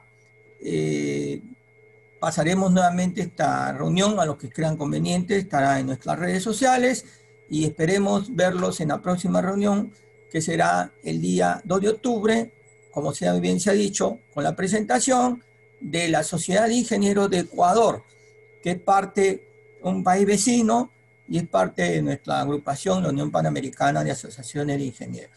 Muchas gracias con todos ustedes y estaremos en contacto. Hasta pronto.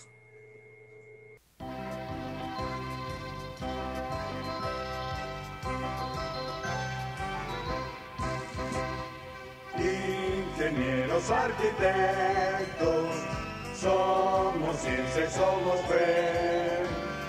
Somos fuerza que abre rutas rumbo al sol. Nuestra meta donde hay vida es construir. Nuestro reto es crecer con el Perú.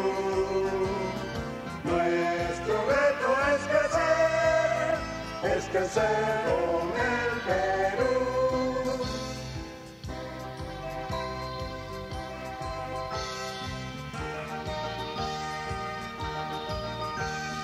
De las piedras tome el agua y haz la luz. De la tierra saque el fruto y hazlo bien. Sobre el monte, sobre el ande, junto al mar. Haz al hombre la morada de la paz. Haz al hombre la morada de la paz. Ingenieros, arquitectos, somos ciencia y somos fe. Somos fuerza que abre ruta rumbo al sol. Nuestra meta donde hay vida es construir. Nuestro reto es